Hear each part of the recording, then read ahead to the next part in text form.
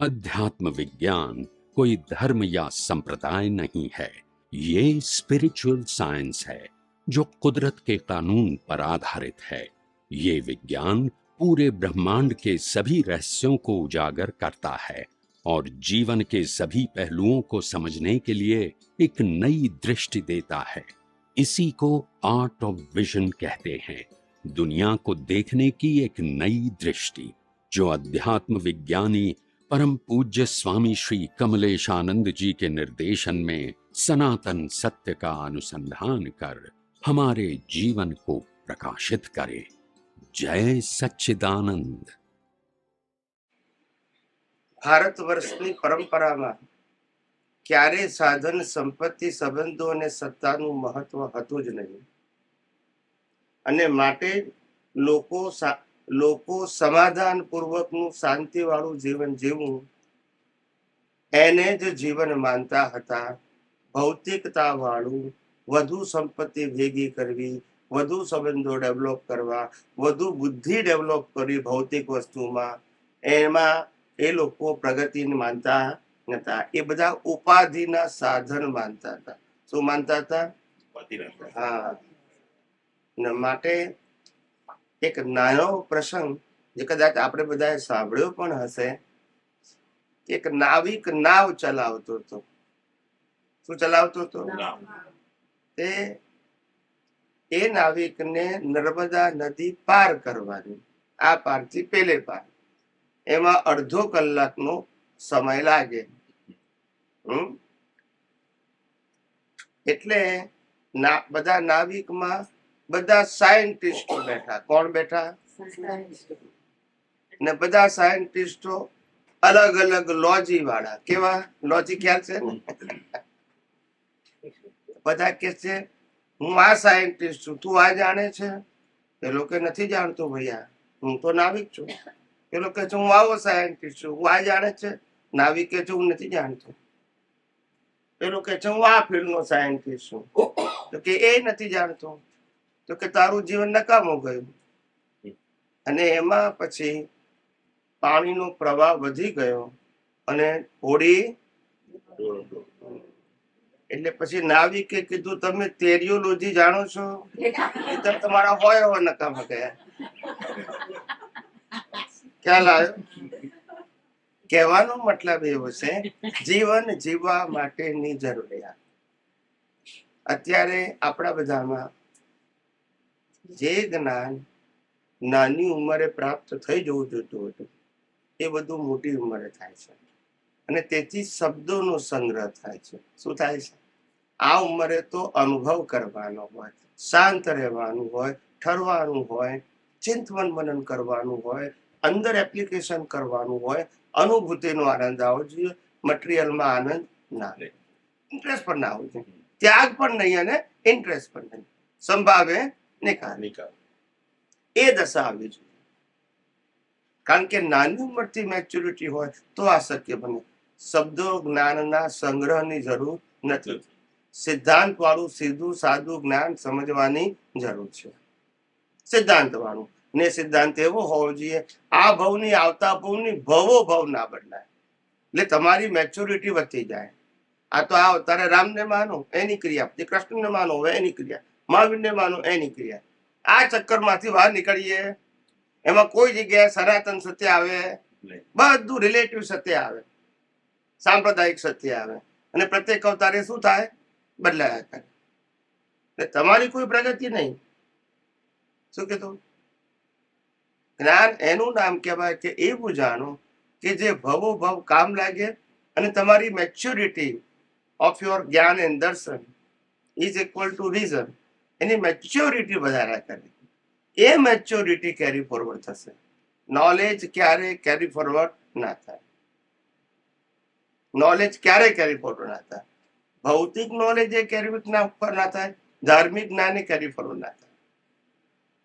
Carry forward એક જ જ્ઞાન થાય, સ્પિરિચ્યુઅલ. કારણ કે સામાજિક અને ધાર્મિક જ્ઞાન હંમેશા પરિવર્તનશીલ હોય. સ્ટેબલ એટલે કેરી ફોરવર્ડ ના થાય. આ અવતારનું જુદું અને બીજા અવતારનું જુદું, સામાજિક ધાર્મિક બધું. પણ સ્પિરિચ્યુઅલ ક્યારે ના બદલાય? માટે એને ડેવલપમેન્ટ કહેવાય છે, માટે કેરી ફોરવર્ડ થાય. અને ડેવલપમેન્ટ, હું ડોક્ટર થવું, ચાર્ટર્ડ એકાઉન્ટન્ટ થવું, લોયર થવું, એને ડેવલપમેન્ટ ના કહેવાય, એને પુણ્ય કહેવાય. શું કહેવાય? હા, સમજાય છે? અને કેરી ફોરવર્ડ ના થાય બીજા અવતારમાં. આ અવતારમાં પુણ્ય લઈને આવ્યો હોઉં ને ડોક્ટર થવાના ભાવ કર્યા હોય, હું ડોક્ટર થઉં, સક્સેસ જઉં મારા પ્રોફેશનમાં, પૈસા એ મળે, પણ પાછો નેક્સ્ટ બર્થમાં એક્સપાયર થયા પછી 5 વર્ષ થયું પાછો બાળ મંદિરમાં. ભૂલતા નથી. એ વખતે એમ ના કહેવાય હું ગયા અવતારમાં ડોક્ટર હતો ને. ખ્યાલ આવ્યો? એ જ્ઞાન ઓનલી ફોર બર્થ હોય, કરંટ બર્થ. એટલે પરિવર્તનશીલ છે ને કોઝ ઇફેક્ટ ઉપર આધારિત છે. શું છે? સનાતન સત્ય કોઝ ઇફેક્ટ ઉપર આધારિત નથી. એ હતું, છે અને રહેશે. અને સનાતન સત્ય ક્યારે બદલાય? એટલે એક વસ્તુ મેં આજે જાણી છે અને ઉપયોગ કરીને અનુભવનો કેટલો કિસ્સો મારામાં આવ્યો છે, તો નેક્સ્ટ બર્થમાં એ પાર્ટ સાથે આવશે. કારણ કે પ્રિન્સિપલ તો એ જ છે. નેક્સ્ટ બર્થમાં બદલાવાનું નથી. એમ કરતા કરતા સ્પિરિચ્યુઅલ ગ્રોથ થાય. સમજાય છે? પાપ પુણ્યથી ગ્રોથ ના થાય. ક્યારે પાપ પુણ્યથી ભોગવટો સારો અને ખરાબ આવે, એને ડેવલપમેન્ટ સાથે કોઈ લેવા દેવા નહીં. ખ્યાલ આવ્યો? બહુ પુણ્ય કરો તો દેવલોકમાં જવાનું, પાછું ઝીરો થઈને પાછા. બોલતા નથી. સમજાય છે? There is no benefit. અને કુદરત ચોખ્ખું કે છે કે શરીર, સત્તા, સંપત્તિ, સંબંધ, સાધન બધું મારું છે, હું તમને યુઝર તરીકે ભોગવવા આપું છું, પણ તમે માલિકી કરો છો અને માર ખાઓ છો. અને માલિકી કરો છો પાછા લઈ જતા નથી. પાછા બોલતા નથી. જો લઈ જતા હોય તમારી માલિકી હાચે. નથી શરીર લઈ જતા, નથી સંબંધો, નથી સંપત્તિ, નથી સાધન. ચાલો કશું લઈ જવાનું નહીં, પણ બોલવાનું શું? એક તો ભ્રાંતિ છે. કુદરત કહે તમે યુઝ કરો છો એનો વાંધો, કારણ કે તમને પ્રાપ્ત થયું એ યુઝ કરવા માટે જ થયું છે. યુઝર છો તો વાંધો નથી, પણ ઓનર છો તો વાંધો છે. શું છે? અને એનો માર ખાઈએ છે આપણે, માલિકીનો. શેનો? દર પ્રત્યેક સમયે, પ્રત્યેક મિનિટે, પ્રત્યેક કલાકે, પ્રત્યેક દિવસે, અઠવાડિયે, પખવાડિયે, મહિને આપણું આયુષ્ય ઓછું થાય છે, પણ મિલકત ઓછી. બોલતા નથી. વાપરવા માટે છે, બે કરવા માટે છે. તો ઉંમર વધે એમ આયુષ્ય ઘટે ને, બાકીનું તો ઓછી જોઈએ કે વધારે જોઈએ? ખ્યાલ આવ્યો કે નહીં? સ્ટ્રેટેજી રોંગ છે આપણી. પહેલા જમાનામાં કેટલી સુંદર વ્યવસ્થા હતી. 4 આશ્રમની વ્યવસ્થા: બ્રહ્મચર્ય આશ્રમ, ગૃહસ્થ આશ્રમ, વાનપ્રસ્થ આશ્રમ અને સંન્યાસ આશ્રમ. કોઈ કોર્ટ કચેરી નહીં, કોઈ પોલીસની જરૂર નહીં, કોઈ ઝઘડા નહીં. ખ્યાલ આવ્યો? કારણ કે 50 વર્ષે છોકરાને ખબર છે બાપા ધંધો આપી દેવાના છે, અને વહુને ખબર છે સાસુ ચાવી આપી દેવાના છે. બોલતા નથી. ડ્યુ ડેટ ફિક્સ છે. બોલતા નથી. ઝઘડો કરવાની જરૂર શું છે? ટાઈમ ઝોન ફિક્સ છે. માણસે જ્યારે વિચારવાનો સમય હોય છે ત્યારે જ એને ભૌતિક બાબતોમાં વધારે રસ પડે છે. કારણ કે નવરો પડ્યો. શું પડ્યો? એટલે નાની ઉંમરમાં રમવાનું હોય, પછી ભણવાનું હોય, પછી કમાવાનું હોય, પછી મેરેજ લાઈફ, પછી સોશિયલ જવાબદારી, આ બધું 60 વર્ષે લગભગ પતી જાય એવરેજ. ત્યાર પછી ઠરવાની જગ્યાએ કૂદકા મારે. હવે આ જોઈ નાખવું, આ જોઈ નાખવું, આ ફરી દઉં, આ ફરી દઉં. એટલે ભાઈ ઠર ને. હવે ખ્યાલ આવ્યો? જાણે 200-500 વર્ષનું આયુષ્ય હોય એમ. આવી રીતે માણસનું એમ કે 200-500 વર્ષનું આયુષ્ય હોય એ રીતે જીવે છે. ક્યારે ટપ થઈ જાય કઈ કહેવાય નહીં. ખ્યાલ આવ્યો? પણ ફરવા જાય ત્યાં જ્ઞાતા દ્રષ્ટા રહેતો હોય તો હે ફરવા જાય ત્યારે જ્ઞાતા દ્રષ્ટા રહેતો હોય તો એ વાત સાચી છે, પણ ફરવા જવામાં જે મોહ છે એ તો અજ્ઞાનતા છે. જ્ઞાતા દ્રષ્ટા તો બધામાં રહીએ, આપણે 5 સ્લોટમાં જઈને જ્ઞાતા દ્રષ્ટા રહીએ, પણ એ નેસેસિટી છે. નેસેસિટી વાળી વસ્તુ બરાબર છે, ઉદય કર્મ છે બરાબર છે, ઈચ્છા હોવી જોઈએ, આપણને મજા આવે છે એ ના હોવું જોઈએ. હિસાબ ભલે મેલમાં રહેવાનો હિસાબ હોય, એનો કોણ ના પડે છે. હવે આપણી ચોઈસ શું છે, મેલમાં રહીએ કે ઝૂંપડીમાં રહીએ. હવે અંતર્મુખી થવાનું ને જ્ઞાન દર્શનમાં ઇમ્પોર્ટ આપવાનું. આમાં ખીચડી કઢી મળી તોય વાંધો નહીં, શ્રીખંડ પૂરી મળ્યા તોય વાંધો નહીં, ના મળ્યું તોય વાંધો નહીં. હવે એનું ઇમ્પોર્ટન્ટ ના હોવું જોઈએ એમ કહું છું. મળે તો નહીં ખાવાનું એવું નથી કહેતો, ઇમ્પોર્ટન્ટ ના હોવું જોઈએ. ઇમ્પોર્ટન્ટ તમારા જ્ઞાન દર્શનની જાગૃતિ, કારણ કે એ હાથે આવવાનું છે, આ નથી આવવાનું. અનાદિકાળથી આવું થાય છે, અને કોઈ વ્યક્તિગત વસ્તુ નથી, સામૂહિક ગ્રેડ બદલાઈ ગયો, આપણો વિચારધારાનો ગ્રેડ બદલાઈ ગયો. 60 વર્ષે તમને યુવાની આવી જોઈએ, પણ શેની? આધ્યાત્મની, સંશોધનની, જીવન જીવવાની કળાની, જીવનના બધા પ્રશ્નોનો પરમેનન્ટ સોલ્યુશન કઈ રીતે મળે એ સમજવાની, એનો ઉત્સાહ આવવો જોઈએ. ભૌતિક વસ્તુમાં ના આવવો જોઈએ, ઉત્સાહ તો હોવો જ જોઈએ ને આધ્યાત્મમાં. કારણ કે હરિનો માર્ગ છે સુરાનો, નહીં કાયરનું પ્રથમ પહેલું મસ્તક મૂકી વળતી લેવું નામ જોઈને. સુરવીરોનું કામ છે, કે કાયરોનું નથી. સમજાય છે? એટલે ઉત્સાહ ને ઉમંગ તો હોવો જ જોઈએ, આત્મવિશ્વાસ તો હોવો જ જોઈએ. ફિલ્ડ બદલાય. શું બદલાય? ફિલ્ડ બદલાય. જે ભૌતિક અને કોમર્શિયલ હતું એની જગ્યાએ સ્પિરિચ્યુઅલમાં જતું રહે. બસ ઉત્સાહ તો રહેવો જ જોઈએ, અને સાધનની કાળજી લેવી જ જોઈએ. સાધનમાં મોહ ના હોવો જોઈએ, પણ સાધનની કાળજી સાધ્ય માટે હોય. શેના માટે હોય? સમજાય છે ને? એ હોવું જોઈએ. એટલે અનાદિકાળથી આપણે આ જે જીવન જીવવાની જે આપણી પદ્ધતિ લઈને આવ્યા છે, એની પાછળ આપણા જ કારણો જવાબદાર છે. આજે જે જીવી રહ્યા છે સંજોગોને આધીન, એના માટે આજ જવાબદાર નથી, પણ ગયા અવતારના તમારા કારણો આજ માટે જવાબદાર છે. માટે આપણે જીવનમાં હવેના વર્તમાન જીવનમાં એક જ ભાવના કરવી પરમાત્માને, કે મને મેલ મળો કે ઝૂંપડી મળો, પણ મોક્ષ માર્ગ માટે લાયક અને સહાયક સંજોગ પ્રાપ્ત થાવ, પ્રાપ્ત થાવ, પ્રાપ્ત થાવ. સબ્જેક્ટ મારો મોક્ષ છે, મેલ ઝૂંપડી નથી.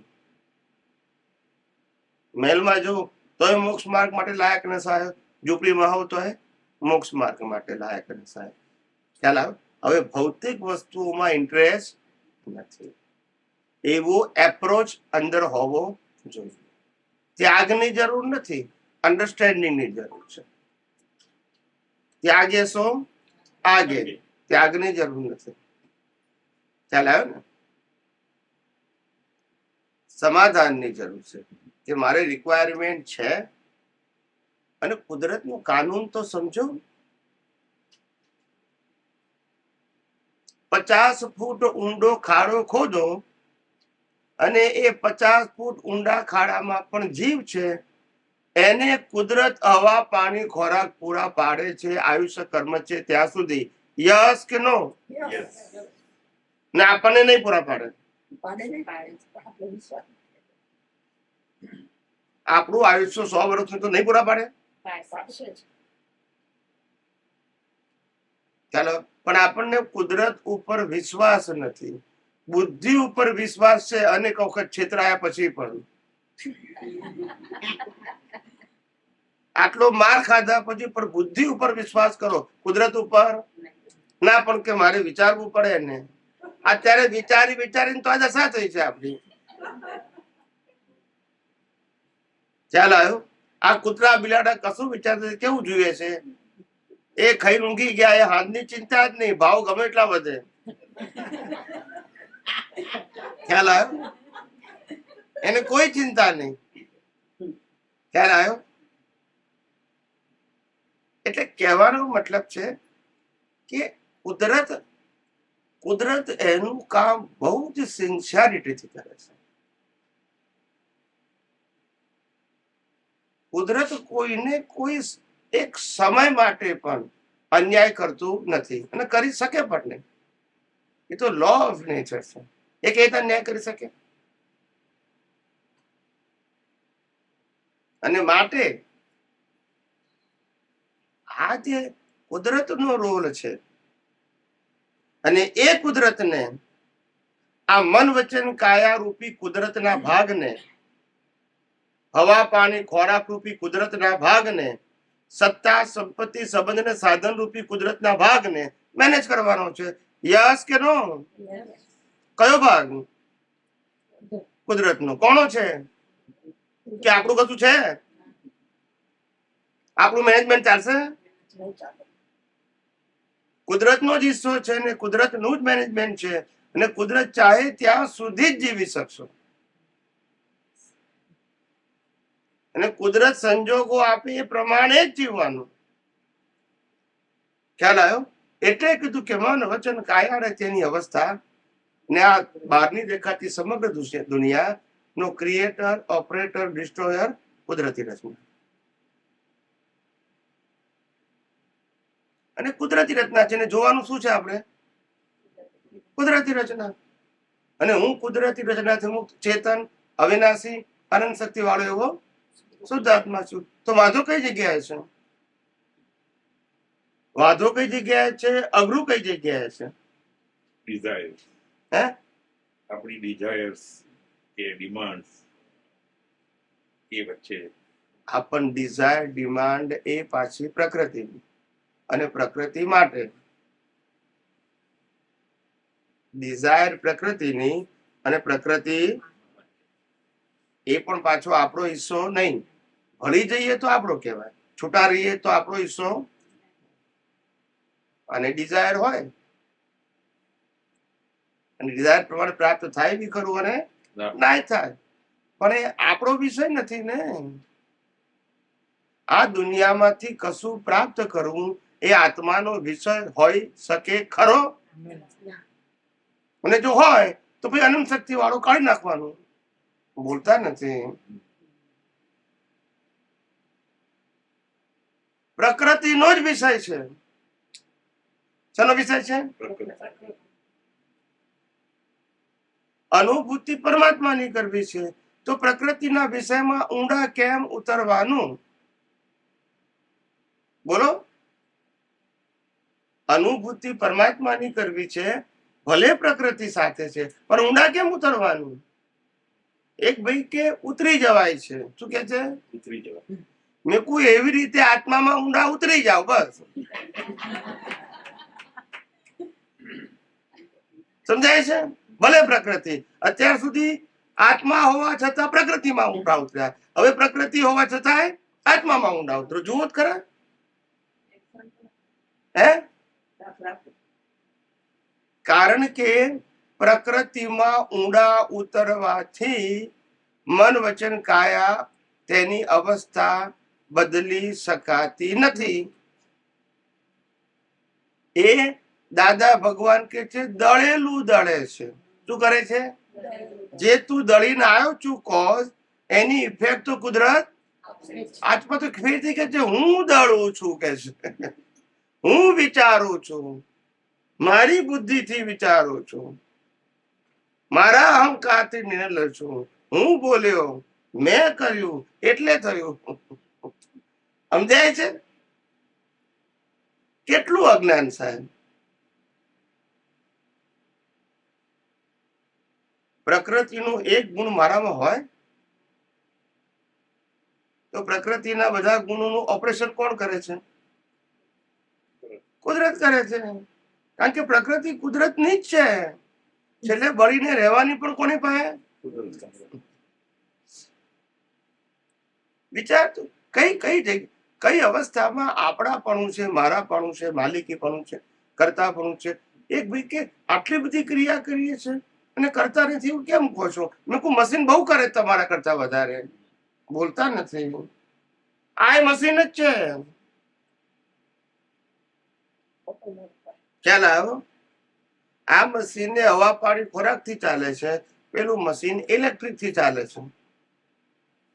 પાવર જોઈએ. શું જોઈએ? આ હવા પાણી ખોરાક થી ઇલેક્ટ્રિસિટી જનરેટ થાય છે, પાવર, જે બોડી ચલાવવા માટે છે. લોહી બને ને એનું પાવર, બધા ઓર્ગન્સ ને પાવર મળે. આત્માને લેવા દેવા નથી, બોડી માટે છે. એટલે આ મિકેનિકલ છે. શું છે? હમ. તો કુદરતી રચના અને વ્યવસ્થિત શક્તિ બંને એક જ. એક જ. તો પછી દાદા ભગવાન તાર માટે વ્યવસ્થિત દાખલો આપતા હતા. એ વખતે કુદરતી રચના નહોતું સમજાતું, નહોતું સમજણ પડતી, કારણ કે એ કદાચ ડેવલપ ના હોય. તો એ અત્યારે જે વ્યવસ્થિત શક્તિને બદલે કુદરતી રચના બોલીએ તો દાદાના શબ્દનું ઉલ્લંઘન થયું કહેવાય. કહું ને, કહું પણ તમે પ્રશ્ન પૂરો કરો એટલે મારો જવાબ મેં શરૂ કીધું, થાય. બરાબર છે. પૂરો કરો. હમ. કુદરતી રચના પૂર્ણ વ્યવસ્થિત સમજેવો ભગવાન હે. કુદરતી રચના કોણ બોલ્યું છે? દાદા. વ્યવસ્થિત કોણ બોલ્યું છે? દાદા. અને પૂર્ણ પૂર્ણ વ્યવસ્થિત સમજે છે ભગવાન છે, એ પણ કોણ બોલ્યું? ભૂલતા નથી. હવે ઉલ્લંઘન કોને કર્યું? મેં કર્યું, તમે કર્યું કે દાદાએ કર્યું? માનવું હોય તો માની શકાય, જેને કર્યું એવું. આ બધી અજ્ઞાનતા છે, બધી શબ્દોની પકડ છે. શું છે? ખ્યાલ આવી ગયો? હંમેશા આધ્યાત્મ માર્ગે આગળ વધવું હોય તો વર્ડ્સની વેલ્યુ ના કરો, એના મર્મની વેલ્યુ કરો. રામે પણ અલગ કહ્યું એ સમયે, કૃષ્ણે પણ અલગ કહ્યું, મહાવીરે પણ અલગ કહ્યું, પણ સિદ્ધાંત બધામાં એક હતો. આપણે સિદ્ધાંતને પકડવાનું, શબ્દોની માયા જાળમાં નથી પડવાનું. ખ્યાલ આવ્યો? સમજાવ્યું ને? શબ્દો જ્ઞાનને વ્યક્ત કરવાનું માધ્યમ છે. Word is not is equal to experience. અનુભૂતિ તો તમારે જ કરવાની, પણ શબ્દો દ્વારા તમને માર્ગ બતાવવામાં આવે છે, માર્ગ સમજાવવામાં આવે છે. સમજાય છે? હા. પણ શબ્દ એ અનુભૂતિ, એનાથી તમારે અનુભૂતિ સુધી પહોંચવાનું છે. So with દાદાએ સાયન્ટિફિક સર્કમસ્ટન્શિયલ એવિડન્સ કીધું અને વ્યવસ્થિત કીધું, અને પ્લસ પાછો કુદરત એક જ છે, એક જ છે, એક જ છે. સો સાયન્ટિફિક સર્કમસ્ટન્શિયલ એવિડન્સ આ જે સંજોગો આપે છે એને લાગુ એને કુદરતી રચના કહેવાય. સાયન્ટિફિક સર્કમસ્ટન્શિયલ એવિડન્સ એ કુદરતી રચના. એ બી કુદરતી રચના અને વ્યવસ્થિત એ કુદરતી રચના. તો બીજું તો શું? કુદરત પણ વ્યવસ્થિત, કાનૂન અને કુદરતી રચના એ બી એક મિનિટ, વ્યવસ્થિત શબ્દ છે ને એ પેકેજ નું ટાઇટલ છે. શું છે? પણ તમે પેકેજ નથી સમજતા, ટાઇટલ બોલો છો. પણ એ જયારે આપણે કઈ પણ સંજોગ જીવનમાં બન્યા, જ્યારથી દાદાનું જ્ઞાન લીધું ત્યારથી સંજોગોમાં અમુક ઘણા એવા પ્રસંગો બન્યા, કીધું વ્યવસ્થિત છે એમ કરી બોલીને મૂકી તો દીધું, તોય અંદર ચૂન ચાલે. 3 મહિના સુધી જાય નહીં. એમ નહીં. અને હવે કુદરતી રચના બોલીએ છીએ જતું રહે છે, તો એ બેમાં શું ડિફરન્સ થાય? વ્યવસ્થિત શક્તિ એ શબ્દ દાદા ભગવાનના અનુભવ પ્રમાણનું છે. આપણી પાસે શબ્દ પ્રમાણ છે, એમની પાસે અનુભવ પ્રમાણ છે. એમના અનુભવની અંદર 6 તત્વ પણ છે વ્યવસ્થિતમાં, કુદરતનો કાનૂન છે અને કુદરતી રચના છે. આ ત્રણેય વસ્તુ છે ને એના આધારે બોલે છે કે આ વ્યવસ્થિત છે. અને તમે આ 3 વસ્તુ વગર વ્યવસ્થિત બોલતા હતા, બોલતા નથી. યસ કે નો? હવે તમને કોઈ પૂછે કે વ્યવસ્થિત એટલે શું, તો કે દાદા ભગવાન કીધું છે. આ સાયન્સ કહેવાય? આ સાયન્સ કહેવાય? સાયન્સ એને કહેવાય કે વ્યવસ્થિત નો મતલબ કે આ દુનિયા 6 તત્વોની બની છે. આ મન વચન કાયા પણ 6 તત્વોના બનેલા છે. આ દુનિયા કુદરતી કાનૂનથી ચાલે છે. મન વચન કાયા પણ કુદરતી કાનૂન ચાલે છે. અને કુદરત અને કુદરતી કાનૂનથી બનેલી અવસ્થાને કુદરતી રચના કહેવાય, અને મન વચન કાયાની અવસ્થાને પણ કુદરતી રચના કહેવાય. માટે પિંડે સો બ્રહ્માંડે બંનેમાં પ્રિન્સિપલ એક છે. અને આ પેકેજ થી આત્મા કેવો છે? જુદો છે. અનુભવવાનો શું છે? આત્મા. તો આત્મા સિવાયની બધી જ વસ્તુને કુદરતી કાનૂન, કુદરતી રચનાથી સમજાશે તો તમારું અજ્ઞાન ખલાસ થઈ ગયું. આમાં ત્યાગ, ગ્રહણ, મેળવવાનું, ગુમાવવાનું, પાપ, પુણ્ય, પ્રાયશ્ચિત શબ્દ આવે છે ક્યાં? અને જરૂર પણ નથી. આ ધાર્મિક સત્યમાં, રિલેટિવ સત્યમાં આવે, સ્પિરિચ્યુઅલમાં ના આવે.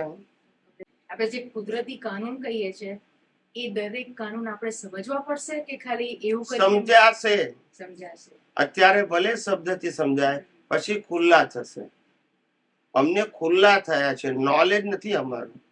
શું નથી? હા, પણ કે એને દર્શન કહેવાય. ખુલ્લા થઈ ગયા દર્શન કહેવાય. એ પહેલા નોલેજ હોય, અને નોલેજ થી પ્રેક્ટિસ કરવાની.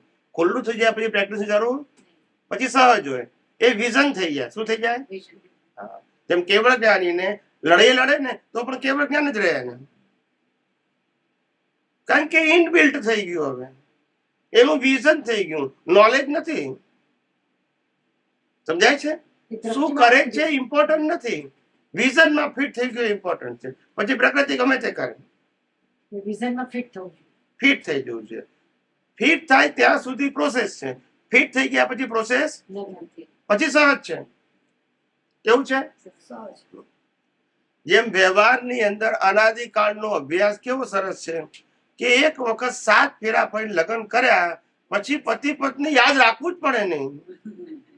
એવું ફિટ થઈ જાય, એવું ફિટ થઈ જાય, જાગતાની ઊંઘતાય ના ભૂલે, કારણ કે એ વિઝન અનાદિકાળનું રિલેટિવ સત્યનું યુઝ ટુ છે આપણને.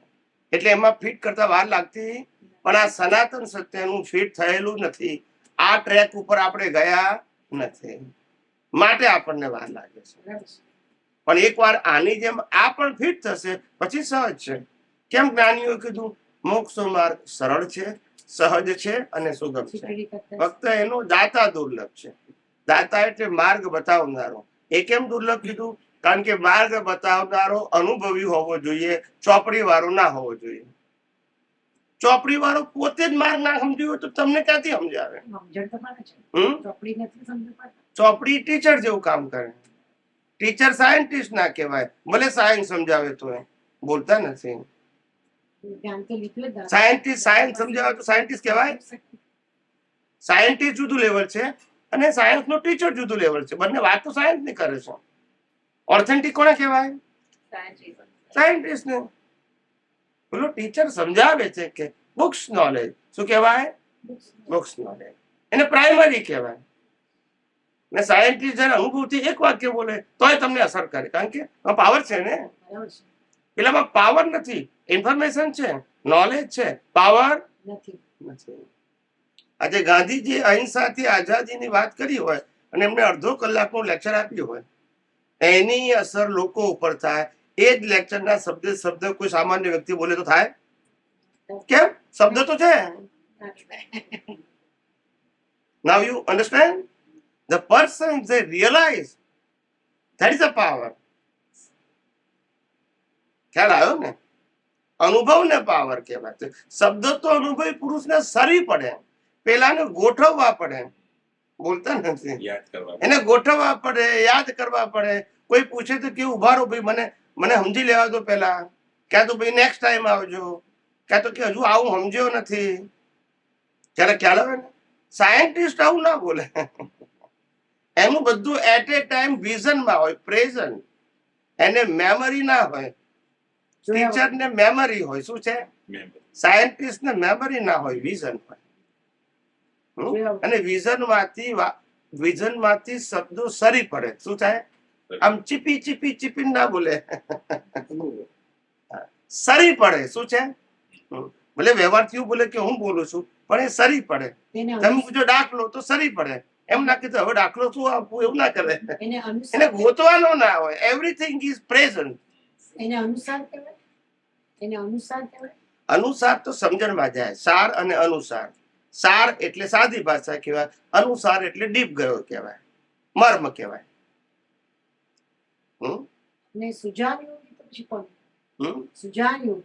આ આધ્યાત્મ માર્ગને સુજાન યોગી કહેવાય અને ભૌતિક માર્ગમાં ડોક્ટર કહેવાય. આત્માના ડોક્ટર ને પ્રકૃતિના ડોક્ટર. પ્રકૃતિના ડોક્ટર ને ડોક્ટર કહેવાય, આત્માના ડોક્ટર ને સુજાન કહેવાય. આત્માના ડોક્ટર. કઈ રીતે આત્મા પ્રાપ્ત થઈ શકે, અનુભૂતિ થઈ શકશે, એ બધું જે જાણતો હોય. અને આને ડોક્ટર કહેવાય, શરીરના જ્ઞાનને એનું જાણતા. દાદા બસ સાંભળ્યું એક બુકમાં છે અમે સાંભળ્યો છે. એમને છે ને વખતે આ વાત કરી હતી, કેસેટમાં છે. ના છે, અમે સાંભળ્યું છે. દાદાના મોડે બી કેટલી વખત સાંભળો. બુંદે બુંદની પૂજ્યાચાર્યનું પુસ્તક હતું. તો કવિરાજને દાદા કહે છે, હું આ શરૂઆતની વાત કરું છું, કવિરાજને દાદા કહે છે હેમાની બુક વાંચવાનું કહો, પેલા ઠાકોરભાઈને કહે છે તમે લાવજો બુક. મને સહી કરીને આપી દીધું હતું. એ પુસ્તક મેં કેટલી વાર વાંચ્યું, પણ એમાં ઘણા બધા વાક્યો સરસ છે. કારણ કે કુંતીયાચાર્યનું તો અજીતનાથ ભગવાને માનતા હતા કે આ ચક્ષુને હું શું કરું. એ વાત આપણે ગયા હતા તારંગા, કે આ ચક્ષુને હું શું કરું, જ્યાં સુધી મને પેલા ચક્ષુ અંદરના નથી મળ્યા, આ ચરમ ચક્ષુને શું કરું. એ કહેતા હતા ને, એ વાત ત્યારે કીધેલી એમણે સુજાન યોગી, કે મને બુકમાં લખેલું કવિરાજના અક્ષરમાં, કવિરાજનું લખીને સુજાન યોગી છે. હવે બધી ખ્યાલ આવે છે આમ, કારણ કે એને ચેન જ નહીં પડે. એનીવે, એટલે કહેવાનો મતલબ એવો છે આપણે કે આપણી દ્રષ્ટિ જે છે એ સામાજિક સત્ય અને ધાર્મિક સત્યથી ઉપર લઈ જશું તો જ આધ્યાત્મ શરૂ થશે, નહીંતર નહીં. સામાજિક અને ધાર્મિક દ્રષ્ટિ બેને રિલેટિવ સત્ય કહેવાય, અને આધ્યાત્મિક દ્રષ્ટિ એને સનાતન સત્ય કહેવાય. અને સનાતન સત્ય વગર અજ્ઞાન નહીં જાય, અને સામાજિક દ્રષ્ટિથી પાપ અને પુણ્ય પ્રાયશ્ચિતથી આગળ નહીં વધાય. એની દરેકની લિમિટ છે. શું છે?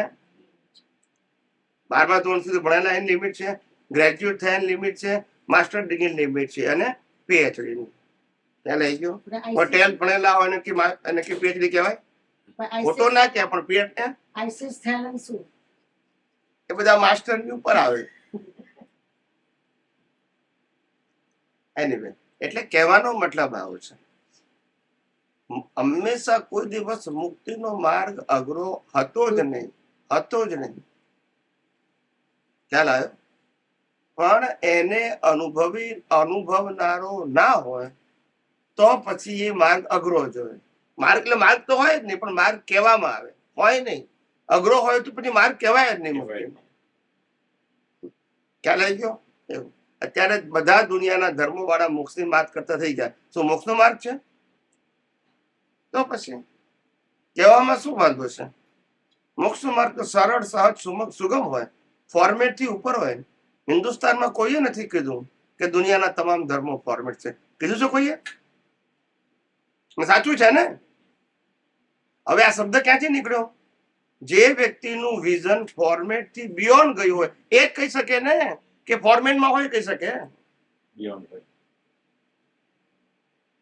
જે વ્યક્તિ ધાર્મિક અને સામાજિક દ્રષ્ટિથી ઉપર ગયો હોય એ જ એમ કે ને કે આ spiritual path is beyond this social and religious. Yes કે નો? પણ જે આ પાથમાં જ પુરુષાર્થ માનતો હોય એ કહી શકે? When your vision is going beyond relative truth, then you talk about the universal truth. પણ હું રિલેટિવ ટ્રુથમાં હોઉં, યુનિવર્સલ ટ્રુથની કેવી રીતે વાત કરું? હું હજુ ક્રિયામાં જ પુરુષાર્થ માનતો હોઉં તો પછી સનાતન સત્યની વાત આવે ક્યાંથી? અને આવે તો શબ્દમાં જ હોય. કેમાં હોય? શબ્દમાં. એટલે આપણે વાંચેલો અનુભવી પુરુષ બેલું બોલી કેવી રીતે શકે? બોલી શકે? ખ્યાલ આવ્યો? એટલે ઘણી બધી વસ્તુમાં આપણે એટલા માટે પૂછું કે બધાએ જો મુક્તિના માર્ગે ખરેખર આગળ વધવું હોય તો સાયન્ટિસ્ટ બનવું પડશે. શું બનવું પડશે? અને એ સાયન્ટિસ્ટની અંદર સાયન્ટિસ્ટ બનવા માટે યુનિવર્સલ ટ્રુથને જ રિયલાઇઝ કરવાનું છે. Either you think about the body, you think about the circumstances, or you think about the other person. પણ એમાં સાયન્સ સમજાવવું, દેખાવું, અનુભવાવું જોઈએ. એ નથી સમજાતું, નથી અનુભવાતું, ત્યાં સુધી તમારી દ્રષ્ટિ રિલેટિવ સત્ય છે. બસ. કુદરતી રચના છે, કુદરતી કાનૂનથી અવસ્થા છે, અને 6 તત્વોથી ભરેલી છે. આ છે તો દેખાતી નથી. એ દ્રષ્ટિની ખામી છે કે અવસ્થાની? દ્રષ્ટિની આપણી ખામી છે. અવસ્થામાં તો છે. સમજાય છે? જન્મથી મોત સુધી મન, વચન, કાયાની કઈ અવસ્થા એવી છે કે જે કુદરતી રચના નથી? બોલો. તો પછી જોવાની છે ને. 4-5 પ્રકાર તો છે નહીં કે ચલો ગૂંચાઈ જઈએ. વધારે ઓપ્શન હોય તો આપણે ગૂંચાઈ જઈએ. આમાં તો છે જ નહીં. જન્મથી મોત સુધીની મન, વચન, કાયની બધી અવસ્થા કુદરતી રચના છે. તમારે ખાલી જોવાની પ્રેક્ટિસ કરવાની છે, શુદ્ધાત્મા પદમાં રહીને. એમાં ડિફિકલ્ટ શું છે? તો એને ઓપન માઇન્ડેડ કહેવાય. ઓપન માઇન્ડેડ નું એટલે કોને કહેવાય કે જે વ્યક્તિ જ્યાં સુધી આ જગતનું સનાતન સત્ય સંપૂર્ણ સમજાઈ ગયું નથી ત્યાં સુધી રિસીવ કરવાના દરવાજા બંધ ના કરે એનું નામ ઓપન માઇન્ડ. દુનિયાનું કોઈ પણ સાયન્ટિસ્ટ ભલે નોબેલ પ્રાઇઝ વિજેતા હોય એ કોઈ દિવસ પોતાનું માઇન્ડ ક્લોઝ ના કરે. એને ખબર છે કે whatever I have a knowledge experience vision still it is not ultimate. વાહ. કોઈ પણ સાયન્ટિસ્ટ એવું બોલે કે અલ્ટિમેટ છે એવું બોલે જ નહીં. બોલે ના બોલે. ભલે એને 10 નોબેલ પ્રાઇઝ મળતા હોય ના બોલે. ના આપણી પાસે કશું ના હોય તો કેવું બધું જાણું છું જાણું છે. બોલતા નથી. હવે કે જાણવાની જરૂર નથી. બસ આ જ તમારી લિમિટ બતાવે છે. આ જ તમારી શું બતાવે છે? વર્તુળ સર્કલમાં છો તમે. સિમન સ્વામીના દર્શન કરી અમે મોક્ષે જવાના તપોમાં. 1-2 ભૂમાં જતા રહ્યા. એવા તો તીર્થંકરોના દર્શન આપણે બી અનેક વખત કર્યા છે અને દાદા ભગવાને પણ અનેક વખત કર્યા હતા. યસ કે નો? દર્શન કરવાથી થતું હોય તો સારું. તો મહાવીરની વાઈફનો મોક્ષ થઈ જવો જોઈએ અને રામની વાઈફનો મોક્ષ થઈ જવો જોઈએ કારણ કે બંનેને કેવળ જ્ઞાન થયું હતું. મહાવીરને અને રામને બે ને એવું જો થતું હોત તો એ પુરુષાર્થ વગરના. કોઈ ના જાય. સમર્થ પુરુષ દ્રષ્ટિ આપી શકે. પુરુષાર્થ તો ઇન્ડિવિડ્યુઅલ છે. શું કીધું? પુરુષાર્થ સામૂહિક નથી. પુરુષાર્થ કેવો દરેકનો? જેને મોક્ષે જવું એને કરવાનું, ના જવું નહીં કરવાનું. મોક્ષે જવું એ કે ફેમિલી પ્રોબ્લેમ નથી, એ ઇન્ડિવિડ્યુઅલ છે. વાઈફ ને જવું હોય તો જાય, હસબન્ડ ને જવું હોય તો જાય, ના જવું હોય તો ના જાય. ખ્યાલ આવ્યો? આખી સોશિયલ પ્રોબ્લેમ થોડો છે કે મોક્ષે જવું એ ઇન્ડિવિડ્યુઅલ સબ્જેક્ટ છે. ખ્યાલ આવ્યો? એટલે સમજવાની જરૂર છે. અને it is a internal matter, not external. એ કે બહારની વસ્તુ નથી. બહારની વસ્તુમાં આપણે એડજસ્ટ થઈએ ઇટ ઇઝ ઓકે. અંદરની વસ્તુમાં તો નો કોમ્પ્રોમાઇઝ.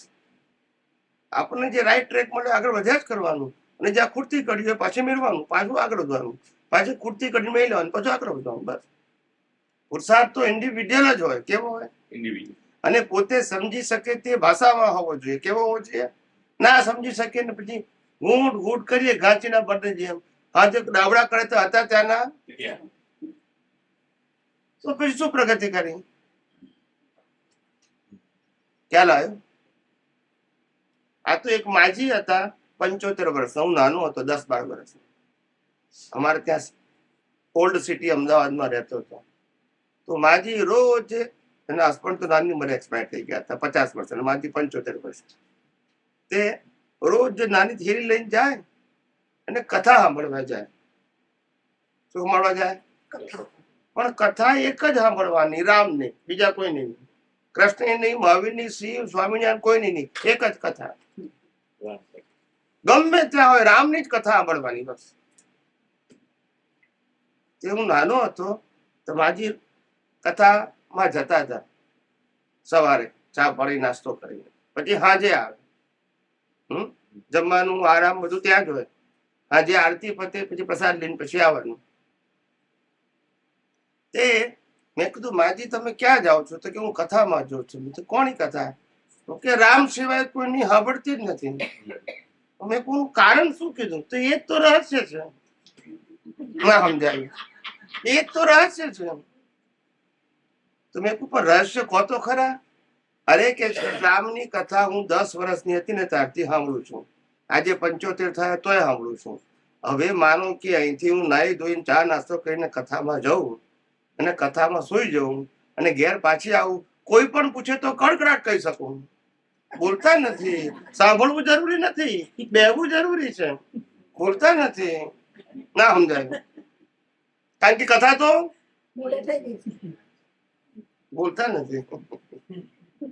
સમજાવી છે? કથા એકની એક જ હોય. જ્ઞાન એકનું એક ના હોય. સિદ્ધાંત એકનો હોય. અનુભૂતિ બદલાયા કરે, અપગ્રેડ થયા કરે. સિદ્ધાંત ના બદલાય, તમારી અનુભૂતિ બદલાય, તમારી મેચ્યોરિટી બદલાય, તમારું વિઝન બ્રોડ થતું જાય. ચાલે ને, તમારું દર્શન સાઉન્ડ થતું જાય, તમારું ડેવલપમેન્ટ વધતું જાય, તમે વધારે સંજોગોને કુદરતી રચના જોઈ શકો. That's your power of your જ્ઞાન એન્ડ દર્શન.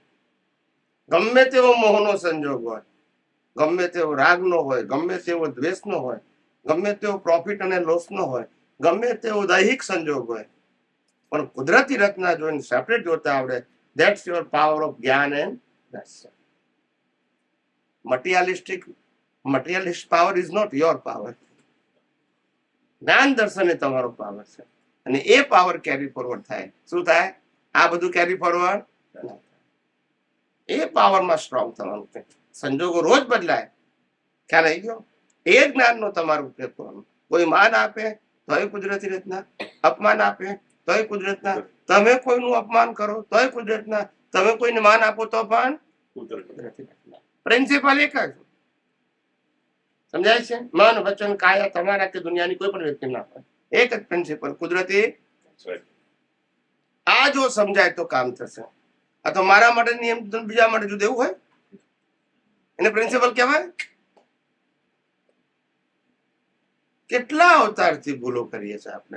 સૈદ્ધાંતિક હો, વ્યવહારમાં તો પાપ પુણ્યનું તો સારું કામ કરે છે, કે પાપ પુણ્ય કરવા પ્રયત્ન કરે છે, પાપથી બચવા પ્રયત્ન કરે છે, અને પાપ થાય તો પ્રાયશ્ચિત કરે છે. એ ધર્મના લેવલે તો આપણે મેચ્યોર છે ઓવરઓલ. ખ્યાલ આવ્યો ને? આધ્યાત્મ માર્ગે મેચ્યોર થવાનું છે, ધર્મના માર્ગે તો છો જ. ખ્યાલ આવ્યો ને? આધ્યાત્મ નથી તો ધર્મનો માર્ગ તો છે જ ને.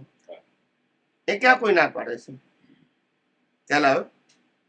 પણ હો અવતારથી ધાર્મિક માર્ગ ફોલો કરો છો, હવે અપગ્રેડ નથી થવું કે હજુ મોનિટર જ રહેવું છે?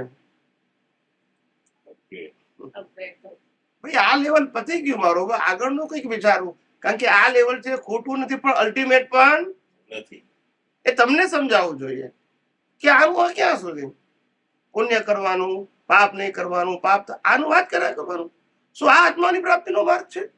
એવું તમને કેમ ઊભું નથી થતું? શું રોજ આરતી કરવું એ આત્માની પ્રાપ્તિનો માર્ગ છે? હું રોજ ક્રિયા કરું એ આત્માની પ્રાપ્તિનો માર્ગ છે? આપણો ગોલ શું છે? આત્માની પ્રાપ્તિ. હવે વિચારો તો કરે કે આ ક્રિયાને આત્માની પ્રાપ્તિ સાથે કોઈ લેવા દેવા છે?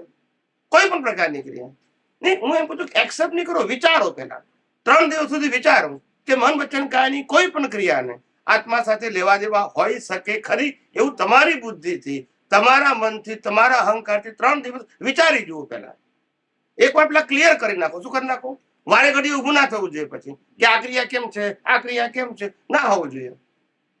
ક્રિયા માત્ર પ્રકૃતિનો ગુણ છે, ક્રિયા માત્ર જળનો ગુણ છે. જળથી ક્યારે ચેતન ના ઉભું થાય, અને ચેતનથી જળ ના ઉભું થાય.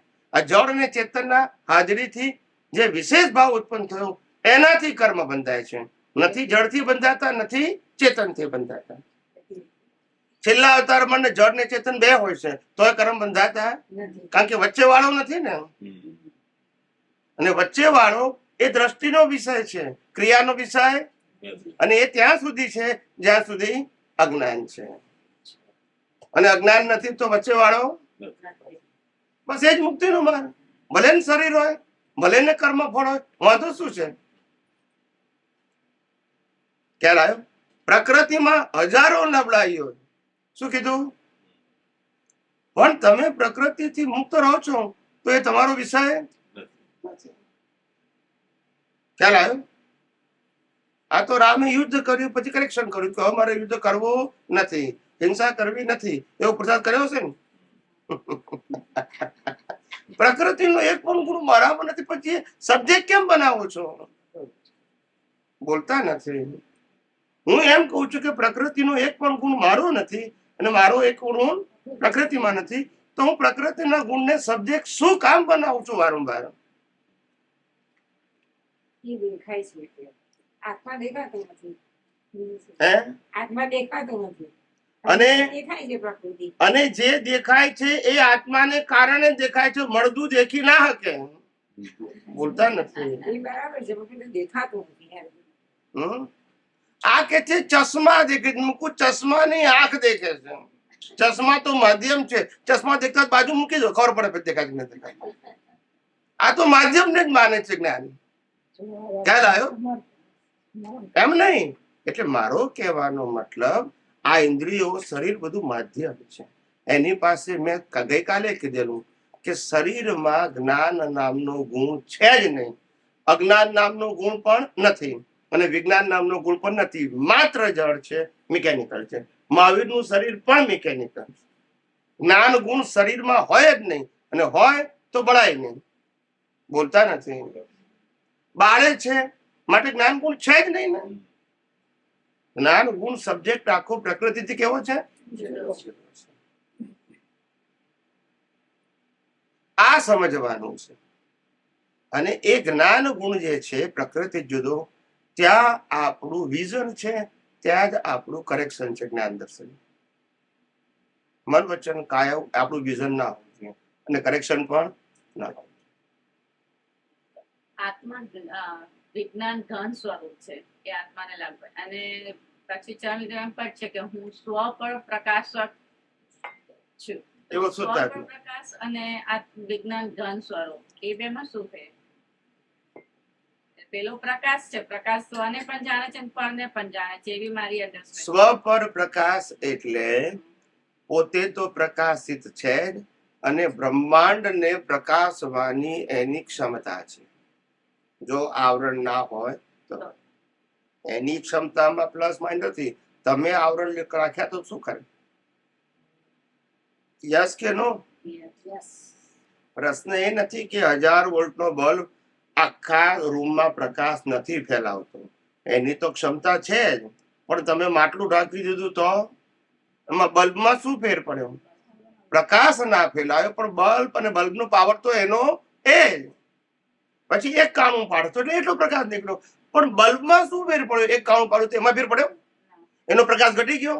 એનો પાવર ઘટી ગયો? સમજાય છે?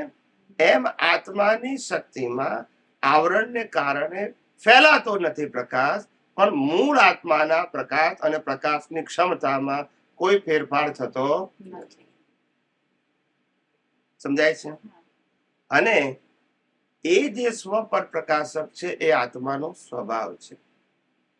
શું છે? સ્વભાવ છે. સ્વ પર પ્રકાશક એ આત્માનો સ્વભાવ છે, અને એ પર પ્રકાશમાં જોવું જાણવું એ પ્રતિષ્ઠિત આત્માનો સ્વભાવ છે. મૂળ આત્મામાં વિનાશી અવસ્થા જોવા જાણવાનો સ્વભાવ નથી. શું કીધું?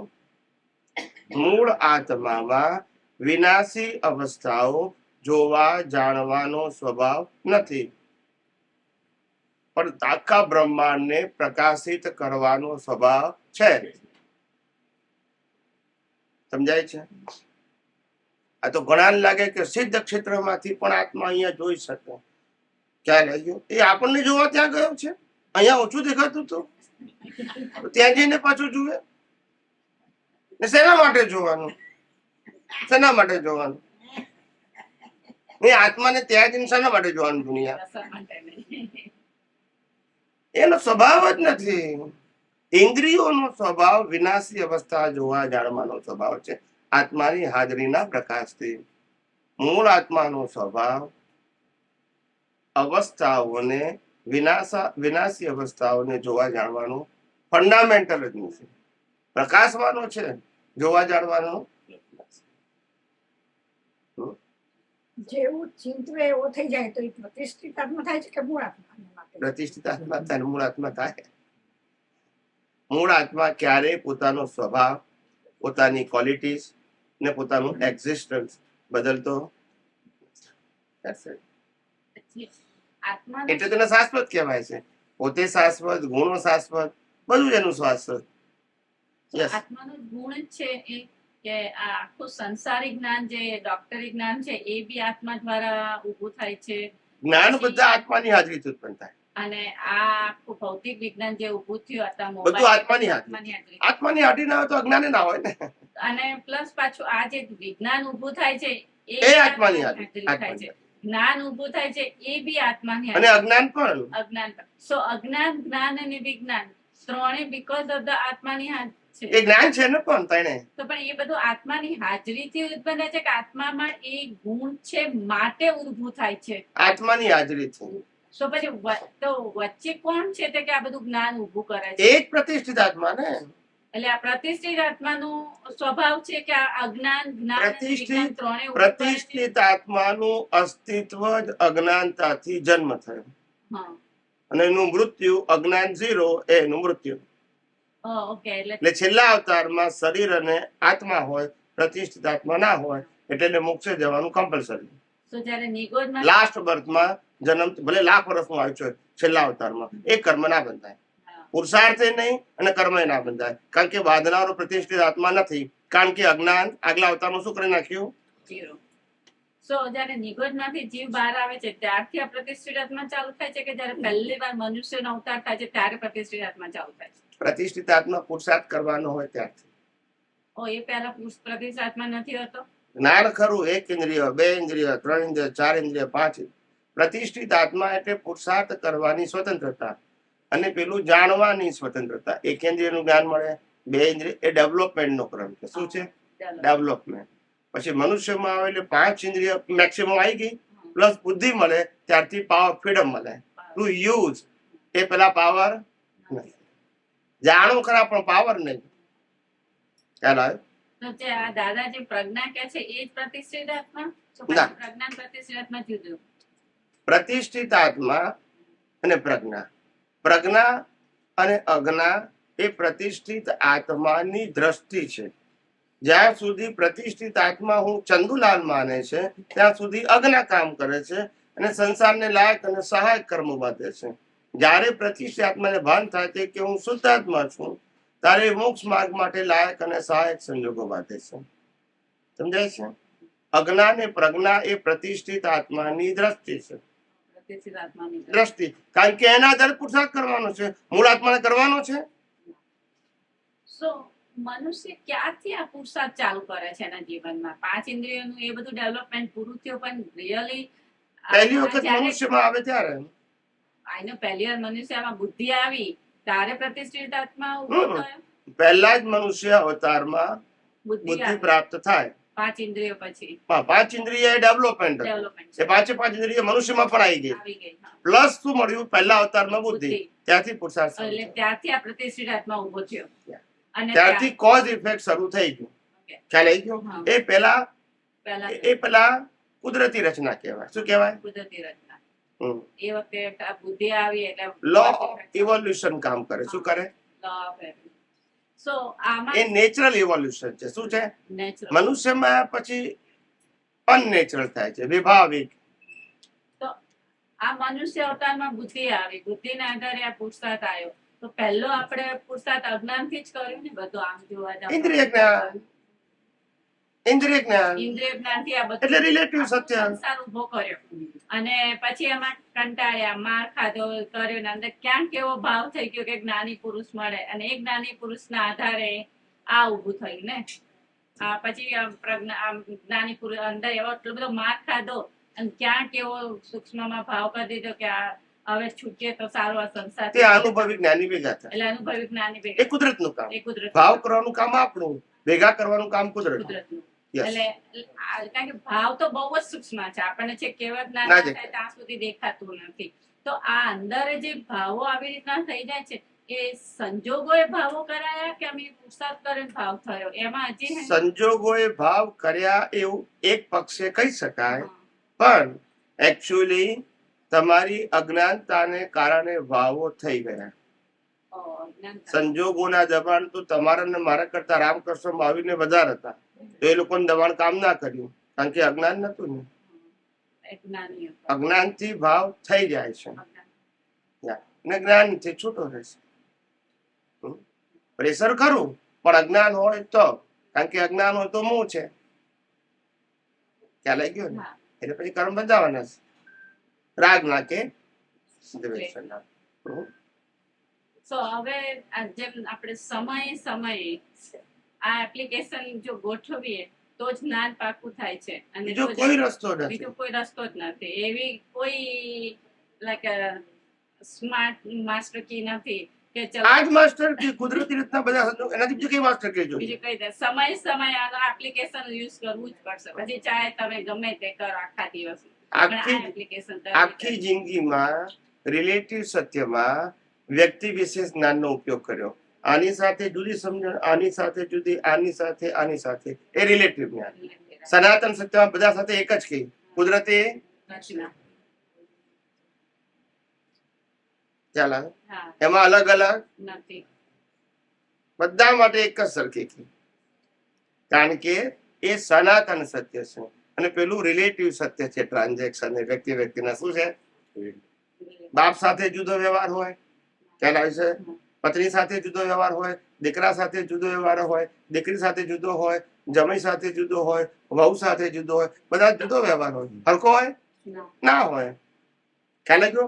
પણ બધી જ અવસ્થાને કુદરતી સાયન્સમાં શું આવે, કુદરતે એમાં જુદું જુદું એટલે સીધું છે. So, પણ આમાં કેટલાય અવતારો કાઢ્યા જ હશે ને આ જ્ઞાન બધું ફિટ બહુ. કર્યું. અને આ જે વિજ્ઞાન અમને અત્યારે આ અવતારમાં મળ્યું છે, આ વિજ્ઞાન અમને કોઈક અવતારમાં પાછું મળ્યું હશે એના ના. આધારે આટલું ડેવલપમેન્ટ છે કે આ જ અવતાર વિજ્ઞાન મળ્યું હોત તો તમે ડેવલપમેન્ટ લઈને આવ્યા, પણ તમે પુણ્ય લઈને આવ્યા છો ને વિજ્ઞાન આ અવતારમાં સમજવા પ્રયત્ન કરી રહ્યા છો. તમારો ભાવ ખરો વિજ્ઞાન સમજવાનો, ત્યાં સંજોગ ભેગો થયો. પણ જો વિજ્ઞાન પહેલા મળ્યું હોય તો અત્યારે તમારે મેચ્યોરિટી લઈને આવ્યા હોય, ત્યાંથી તમારે આગળ વધવાનું હોય. ખ્યાલ આવી ગયો. આજે અમે ડેવલપમેન્ટ લઈને આવ્યા છે એટલે અમારી પાસે કેપિટલ છે. હવે બાકીનું છે મારે પૂરું કરવાનું, પણ જે લઈને આવ્યા છે તો રેડીમેડ છે મારી પાસે. My vision is readymade. ખ્યાલ આવે ને. જેમ તમને બધા સંજોગોમાં કુદરતી રચના જાણવું પડે, સમજવું પડે, એવું અમારે ના કરવું પડે, કારણ કે લઈને આવ્યા છે. બહુ જ સહેલો આનાથી સહેલો માર્ગ કોઈ કાળે નતો. કોઈ કારણ નહીં. અને સતયુગમાં આ જ માર્ગ હતો. આજમાં કદાચ સમજાવવાની રીત જુદી હોય, પ્રિન્સિપલ આ જ હોય. સમજાય છે. પ્રિન્સિપલ ક્યારે કોઈ તીર્થંકરે આ પ્રિન્સિપલ બદલી શકે નહીં, નહીં. આ બરાબર કારણ કે કુદરતનો કાનૂન છે, કોઈ વ્યક્તિનો નથી.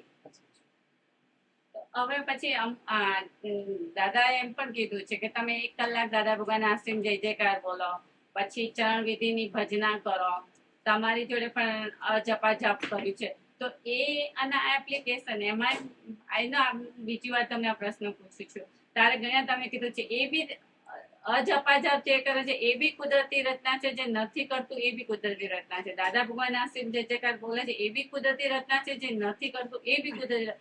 પણ એ વખતે રહેતું નથી કે આ કુદરતી રચના છે.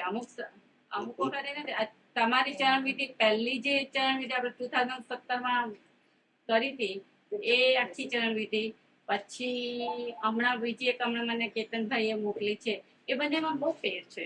ભલે તમે આત્માના ગુણોની ભજના જ કીધી છે બંને, પણ બંનેમાં ફેર છે. તો મને જે હમણાં મળી છે સિદ્ધાંતમાં ફેર ના હોય. સિદ્ધાંતમાં પણ આ મને બહુ ગમી. આજે હમણાં હું કરું છું એ એક્ઝેક્ટલી 48 મિનિટ જે થાય છે, એ જે આખી જે વાક્યો છે એ વાક્યો આખા આત્માલક્ષી અને દેહના આત્માને છૂટો પાડે એ રીતનું છે. અને પેલામાં એવું લાગે છે કે આત્માને હું ભજના જ કરી રહી છું દેહમાં બેસીને. તો એ વખતે જે અનુભવ થાય છે એમાં ને આમાં શું ફેર પછી? આમાં જે પહેલી વખત જયારે બોલ્યો છો ને ત્યારે મારા વિઝનમાં હતું એ મેં કરેક્શન ના કર્યું ડ્યુ ટુ ધ સર્કમસ્ટાન્સીસ. પછી મને ખબર પડી કે અનુભવી પુરુષ તરીકે આ ન હોવું ઘટે. દુનિયા શું કે છે એનો ડર અનુભવીને હોય તો એને દેહાધ્યાસ કહેવાય. ભય સંજ્ઞાને શું કહેવાય? આ તો મરણાંત સંકટ મેં ટકે તે ટેક ના ધરનાર છે. હું નિશ્ચય નિર્ણયથી કહેવાય અને કાપી નાખો ના સમજાય. સમજાય છે ને. પણ હું મરતો નથી. બસ પછી મેં કરેક્શન કર્યું, પહેલામાં નથી કર્યું. બીજામાં કીધું હું મહાવીર ભગવાન જેવો શુદ્ધાત્મા નથી, હું મહાવીર ભગવાનની અંદર રહેલા શુદ્ધાત્મા જેવો શુદ્ધાત્મા છું. મહાવીર ભગવાન બોડીનું નામ છે. મહાવીર ભગવાન શુદ્ધાત્મા, સિમંદર સ્વામી શુદ્ધાત્મા, સિમંદર સ્વામીની અંદર શુદ્ધાત્મા છે એવો હું શુદ્ધાત્મા છું. સમજાય છે? એ કરેક્શન કર્યું છે. કવિરાજે આજ બોલતા હતા છેલ્લો મહિનો અમદાવાદમાં આવ્યા ત્યારથી પરેશાન થઈ. તો પછી એમાં પછી તમે આ નથી બોલ્યા કે હું કૃષ્ણ ભગવાનની અંદર બેઠેલા જીવ કૃષ્ણ એ ભગવાન પહેલામાં નથી બોલ્યો, પહેલામાં નથી, બીજામાં હવે બધામાં આવશે એવું. તો really જે કૃષ્ણ જે છે એ દિવ્ય તરીકે ઓળખાય છે કે કૃષ્ણ કૃષ્ણ ભગવાન? એ વાસુદેવ નારાયણ છે, હા, શુદ્ધાત્મા એ શાશ્વત છે, વાસુદેવ નારાયણના જન્મ જીવન ને મૃત્યુ છે, હા, ઓકે. તો તીર્થંકરના જન્મ જીવન મૃત્યુ છે, હા, શુદ્ધાત્મા એ અવિનાશી છે, ચક્રવર્તીના જન્મ જીવન મૃત્યુ છે, શુદ્ધાત્મા અવિનાશી છે. ખ્યાલ આવી ગયો? જ્ઞાની પુરુષના જન્મ જીવન મૃત્યુ છે, શુદ્ધાત્મા અવિનાશી છે. ચૂરું પડી ગયું? હા, પડી. બંને વસ્તુ સેપરેટ છે. Right. હું તીર્થંકર ભગવાન જેવો શુદ્ધાત્મા તો નથી. તીર્થંકર ની અંદર રહેલા તીર્થંકર is the status of body અને એને કર્મ ફળ કહેવાય. આત્મા કર્મ ફળ નથી, આત્મા પરમેનન્ટ સ્ટેટસ છે. એ કોઝ ઇફેક્ટ નથી. તીર્થંકર પદ ઇફેક્ટ છે, કોઝની ઇફેક્ટ છે. ચક્રવર્તી પદ કોઝની ઇફેક્ટ છે, વાસુદેવ પદ કોઝની ઇફેક્ટ છે. શુદ્ધાત્મા કોઝ ઇફેક્ટ નથી, ઇટ્સ અ પરમેનન્ટ સ્ટેટસ. આ છૂટું પાડવું પડે, ગોળ ગોળ નહીં ચાલે. નહીં ચાલે. એટલે બોલતા તમે નથી. સિમંદર સ્વામીમાં તમે એ જ કીધું, સિમંદર સ્વામીની અંદર રહેલા શુદ્ધાત્મા જેવો હું શુદ્ધાત્મા છું. બરાબર છે? બરાબર. તમે પૂછો ને, તમે મૌન છો, કઈ પૂછો તો ખરા. પહેલા તો પ્રશ્ન પૂછતા જ હતા ના. It is good, but if you have any queries or question or confusion, please explain. તમે મને પૂછો, વાંધો નહીં. Swamiji one more question. આજે આપણે બોલીએ છીએ આત્માના ગુણોની ભજના, એ પ્રતિષ્ઠિત મૂળ આત્મા તો નથી, મૂળ આત્માની હાજરી પ્રતિષ્ઠિત બોલે છે પ્રકૃતિ અને લક્ષમાં રાખે છે લાઈવ પ્રતિષ્ઠિત. પ્રતિષ્ઠિત ઈગો બોલે છે કુદરતી રચના અને જાગૃતિ છે તમારો પુરુષાર્થ છે. પુરુષાર્થ છે. હું બોલું છું કે હું મન વચન કાયાથી મુક્ત એવો શુદ્ધાત્મા છું. એ બોલે છે એ પ્રકૃતિ છે, એ કુદરતી રચના છે, પણ મને જાગૃતિ રહે છે મારો પુરુષાર્થ છે. જાગૃતિને પુરુષાર્થ કહેવાય, થોટ સ્પીચ એક્શન ને પુરુષાર્થ ના કહેવાય, કુદરતી રચના. ખ્યાલ આવી ગયો? હું બોલું ને જાગૃતિ ના હોય એવું બને જ. એ અવેરનેસ પછી જુદી વસ્તુ છે. રોજ બધી ક્રિયાઓ કરી, ક્યાં જાગૃતિ રહે છે? ના, નથી રહેતી. એટલે આપણે મૂળ આત્માની ભજના નથી કરતા. મૂળ આત્માની ભજના નથી કરતા. મૂળ આત્માની ભજના કરવાની નથી. મૂળ આત્માની અવેરનેસ, એનું અસ્તિત્વ, એના ગુણો અને એના સ્વભાવ સાથે બધી અવસ્થામાં હોવું જોઈએ જાગૃતિ. બસ એમાં કઈ કરવાનું નથી. કરવાનું કે ઊંડા ક્યાં ઉતરવાનું છે? કુદરતી રચના જે છે બધી જ અવસ્થા આત્મા સિવાયની, એને કુદરતી રચના કેમ જોવી, કઈ રીતે જોવી, ના જોવાય તો ક્યાં મારા વિઝનમાં મિસ્ટેક છે, બસ આ બધા માટે પ્રયત્ન કરો. પ્રકૃતિને કરેક્શન કરવા પ્રયત્ન ના કરો, વિઝનમાં કરેક્શન કરવા પ્રયત્ન કરો કે કુદરતી રચના જ છે જન્મથી મોત સુધી બધી અવસ્થા, મને કેમ ના દેખાય, એને કરેક્શન કરો. હું જૂઠું બોલ્યો, પાપ કર્યું, લડાઈ કરી, આમ કર્યું, પેલા આમ કર્યું, એમાં ઊંડા ના ઉતરતો. એ પ્રકૃતિના ગુણો છે, એ તમારા ગુણો નથી. અને એ કુદરતી રચના ગયા. કુદરત તમને જવાબદાર ગણતી પણ નથી એના માટે. સમજાય છે? તમને જવાબદાર ક્યારે ગણે છે? એમાં ઇન્વોલ્વ થઈ જા તો. છૂટા રહો તો તમારી કોઈ જવાબદારી નથી. બધા પ્રયોગો પોતે જ અંદર કરવાના છે. એ જ્ઞાન દર્શનથી પ્રયોગ, પ્રયોગ ક્રિયારૂપે નથી. બરાબર છે. જ્ઞાન દર્શનનો ઉપયોગ, જ્ઞાન દર્શનની ગોઠવણી અને જ્ઞાન દર્શનના ઉપયોગનું કરેક્શન, બસ આ તમારો પુરુષાર્થ છે. હવે આ આપણે તમારી પ્રયોગશાળા છે ને એમાં તમને અનુભૂતિ થશે. એ પ્રયોગશાળામાં જ તો દરેક વખતે ખબર કેવી રીતે પડશે કે આ પ્રયોગ બરાબર થયો કે નહીં? એ જરૂરી છે કે આપણે કોઈને એક્સપ્લેન કરીએ કે ઘરના મેમ્બર્સ હોય તો કે મેં આવી રીતે ગોઠવણી કરી, આ બરાબર છે? એટલે કોઈને ન સમજાતું હોય અને આપણે એક્સપ્લેન કરીએ તો એને ગાઈડન્સ મળે. પણ આપણને જે સમજાય છે તો કોઈને કહેવાની સામેથી જરૂર નથી. હા, પણ આપણને જે અનુભવ થાય છે એ ખબર આપણને કેવી રીતે પડે એટલું સમજવાની જરૂર છે. હા, એ જ.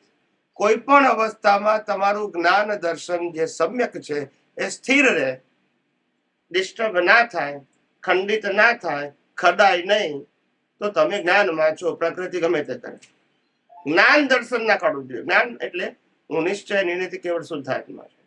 દર્શન એટલે બધી અવસ્થા કુદરતી રચના. આ બે સ્થિર રહે તો જાણવું કે તમારો ઉપયોગ કરેક્ટ છે. ને ડિસ્ટર્બ થઈ જાય તો જાણવું કરેક્ટ. મન વચન કાયા શું કરે છે તમારો વિષય જ નથી. પછી પણ અભ્યાસ પાછલા અભ્યાસના કારણે અંદર એન્ટર થઈ જશે અને આપણું જ્ઞાન દર્શન ડિસ્ટર્બ થઈ જશે.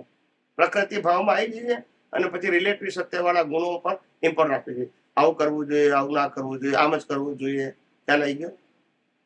આવું થઈ જશે. સમજાય છે? સમજે માણસને વિજ્ઞાનને વિજ્ઞાન તરીકે સમજતા બહુ વાર લાગે છે. આજ્ઞા એ જ ધર્મ, આજ્ઞા એ જ તપ. આ શબ્દ પ્રતિષ્ઠિત આત્માને લાગુ પડે કે પ્રકૃતિને? કોઈ પણ આજ્ઞા, મા બાપની આજ્ઞા, ટીચરની આજ્ઞા, વડીલોની આજ્ઞા, ધર્મગુરુની આજ્ઞા કે જ્ઞાનીની આજ્ઞા, કોને લાગુ પડે? અંદરથી એક્સેપ્ટ કરે તો પ્રતિષ્ઠિત આત્મા. બહાર તો બહારનો ભાગ તો કર્યા છે. પ્રકૃતિ પ્રકૃતિને જ લાગુ પડે. જ્ઞાન દર્શન સિવાય બધું પ્રકૃતિ, ક્રિયાનું ફોર્મ બધું પ્રકૃતિને લાગુ પડે. શું કીધું? ભાવથી પાડે તો એ મા બાપે આજ્ઞા આપી તો એ કોને લાગુ પડે? આત્માને. ધર્મગુરુ આપી આજ્ઞા કોને લાગુ પડે? આજ્ઞા શબ્દ પ્રકૃતિને લાગુ પડે. આત્માને આજ્ઞાની જરૂર છે? જ્ઞાની આપેલી આજ્ઞા ભાવ ખ્યાલ આવ્યો? પાડે તો આત્માને અનુભૂતિ માટે જ્ઞાન અને દર્શન is a separation of real and relative. અને રિલેટિવ બધું કુદરતી રચના, રિયલ એ હું છું. પતી ગઈ વાત. ના સમજાય? સમજાય છે? આજ્ઞા ધર્મ પ્રકૃતિ પાડે તો સારું છે. જેમ તમને આજ્ઞા કે ભાઈ આજથી તમારે હવે તળેલું નહીં ખાવાનું, ડોક્ટરે કીધું, આજ્ઞા આપી, તો તમે પાડો કે નહીં પાડો? પણ એ પુરુષાર્થ કહેવાય આત્મા માટે. પણ આજ્ઞા પાડો છો ને? પ્રતિષ્ઠિત આત્માને કોઈ લેવા દેવા નહીં. કોઈ લેવા દેવાની. પ્રતિષ્ઠા આત્મામાં ડુઅરશિપ થાય તો કર્મ બંધાશે. તમે કોઈ પણ આજ્ઞા પાડો ને તો કર્મ બંધાય. કેમ? હું પાડનારો છું ને. આધ્યાત્મ માર્ગ એ વિઝનનો છે, ક્રિયાનો નથી. ખ્યાલ આવ્યો? તમને વિજ્ઞાન નથી સમજાતું એટલે તો આપ્યું છે આ સબસ્ટિટ્યુટ કરીને. એ આજ્ઞા ના સમજાવી એટલે સત્સાધનો આપ્યા. કેમ ભૂલી જાવ છો? બધું આનાથી કરવાનું ને. બોલતા નથી. ક્રિયા પ્રકૃતિને કરવાની બધી. સંભાવેલી કાર્ય ત્યાં પ્રકૃતિ કેમ આમ કરો છો? પછી આપણે શુદ્ધાત્માનો ચોપડો એ બધું પ્રકૃતિ. તો કેમ આમાં કબૂલ કરો છો ને પછી આમ આર્ગ્યુમેન્ટ કરો છો? જે છે એ ઓપન છે ને. જે છે ઓપન છે કે નહીં? અને એ પ્રતિષ્ઠિત આત્મા દ્વારા જ પ્રતિષ્ઠિત આત્મામાં ક્રિયા નામનો ગુણ છે સાહેબ. ના એને કેમ આમ કરો છો? એમાં જ્ઞાન દર્શન હોય, પછી અજ્ઞાન રૂપિયા હોય, જ્ઞાન રૂપિયા હોય કે વિજ્ઞાન રૂપિયા, આ ત્રણનો ઉપયોગ કરવો એ પ્રતિષ્ઠિત આત્મા રોલ છે. અજ્ઞાન હોય તો અજ્ઞાનનો ઉપયોગ કરે, જ્ઞાન હોય તો જ્ઞાનનો કરે, વિજ્ઞાન હોય તો વિજ્ઞાનનો કરે. ખ્યાલ આવી? એ એનો રોલ છે. ને મનોવચન કાય રોલ શું છે? ક્રિયા કરવાનો. ને ક્રિયા ક્યારે થાય? સંજોગાધીન. તમારે ચરણ વિધિ કરવી છે, કોઈનો ફોન આવે શું થાય? બોલતા નથી. એ તમારે આધીન છે કે સંજોગાધીન છે? સંજોગ તો સંજોગાધીન છે એ વ્યવસ્થિત કે પુરુષાર્થ? વ્યવસ્થિત જ. આમ કરો છો. It's not principle. તમે શ્રદ્ધાની વાત ના કરશો, સિદ્ધાંતની વાત કરો કે આટલુંથી પાણી થાય, પછી એવું ના કીધું દેવો વરસાવે છે. સિદ્ધાંત સમજવાનો છે. શ્રદ્ધા દુનિયા ચાલે જ છે ને. એક દિવસ તો સાચું સમજવું પડશે ને. હું તમને નહીં પૂછું પણ દુનિયા પૂછશે કે આ સાયન્સ છે, તારે તમારે જવાબ આપવો પડશે. નહીં તો તમે ખોટા સાબિત થશો. યસ કે નો? Yes. When you talk about the science, is always universal truth. Yes કે no? It's not a viewpoint. Yes. આજ્ઞા દ્રષ્ટિથી પાળાય ને તો. Hmm? આજ્ઞા દ્રષ્ટિથી પાળી શકાય. આપણે બોલીએ કે હું રિયલ આ છું અને રિયલ છું કે શુદ્ધાત્મા છું, એ બોલ્યા વગર તમે દ્રષ્ટિથી તો કરી શકો? કરી છે. કોણ ના પાડે છે? તો પછી એને કેવી રીતના પણ હું દ્રષ્ટિની તો વાત કરું છું. પુરુષાર્થ તો ગણાય ને આજ્ઞામાં. અને એ દ્રષ્ટિને જ પુરુષાર્થ કહેવાય. એમ તો વારંવાર કહું છું, એમાં ક્રિયા ક્યાં આવે છે? હમણાં તમે કહ્યું કે આજ્ઞા એ તમે સમજ્યા નહીં. જે આજ્ઞા છે એ આજ્ઞા ધર્મ વિજ્ઞાન ન સમજાયું એનું ઓપ્શન છે, સબસ્ટિટ્યુટ છે. સમજાય છે? સમજાય છે?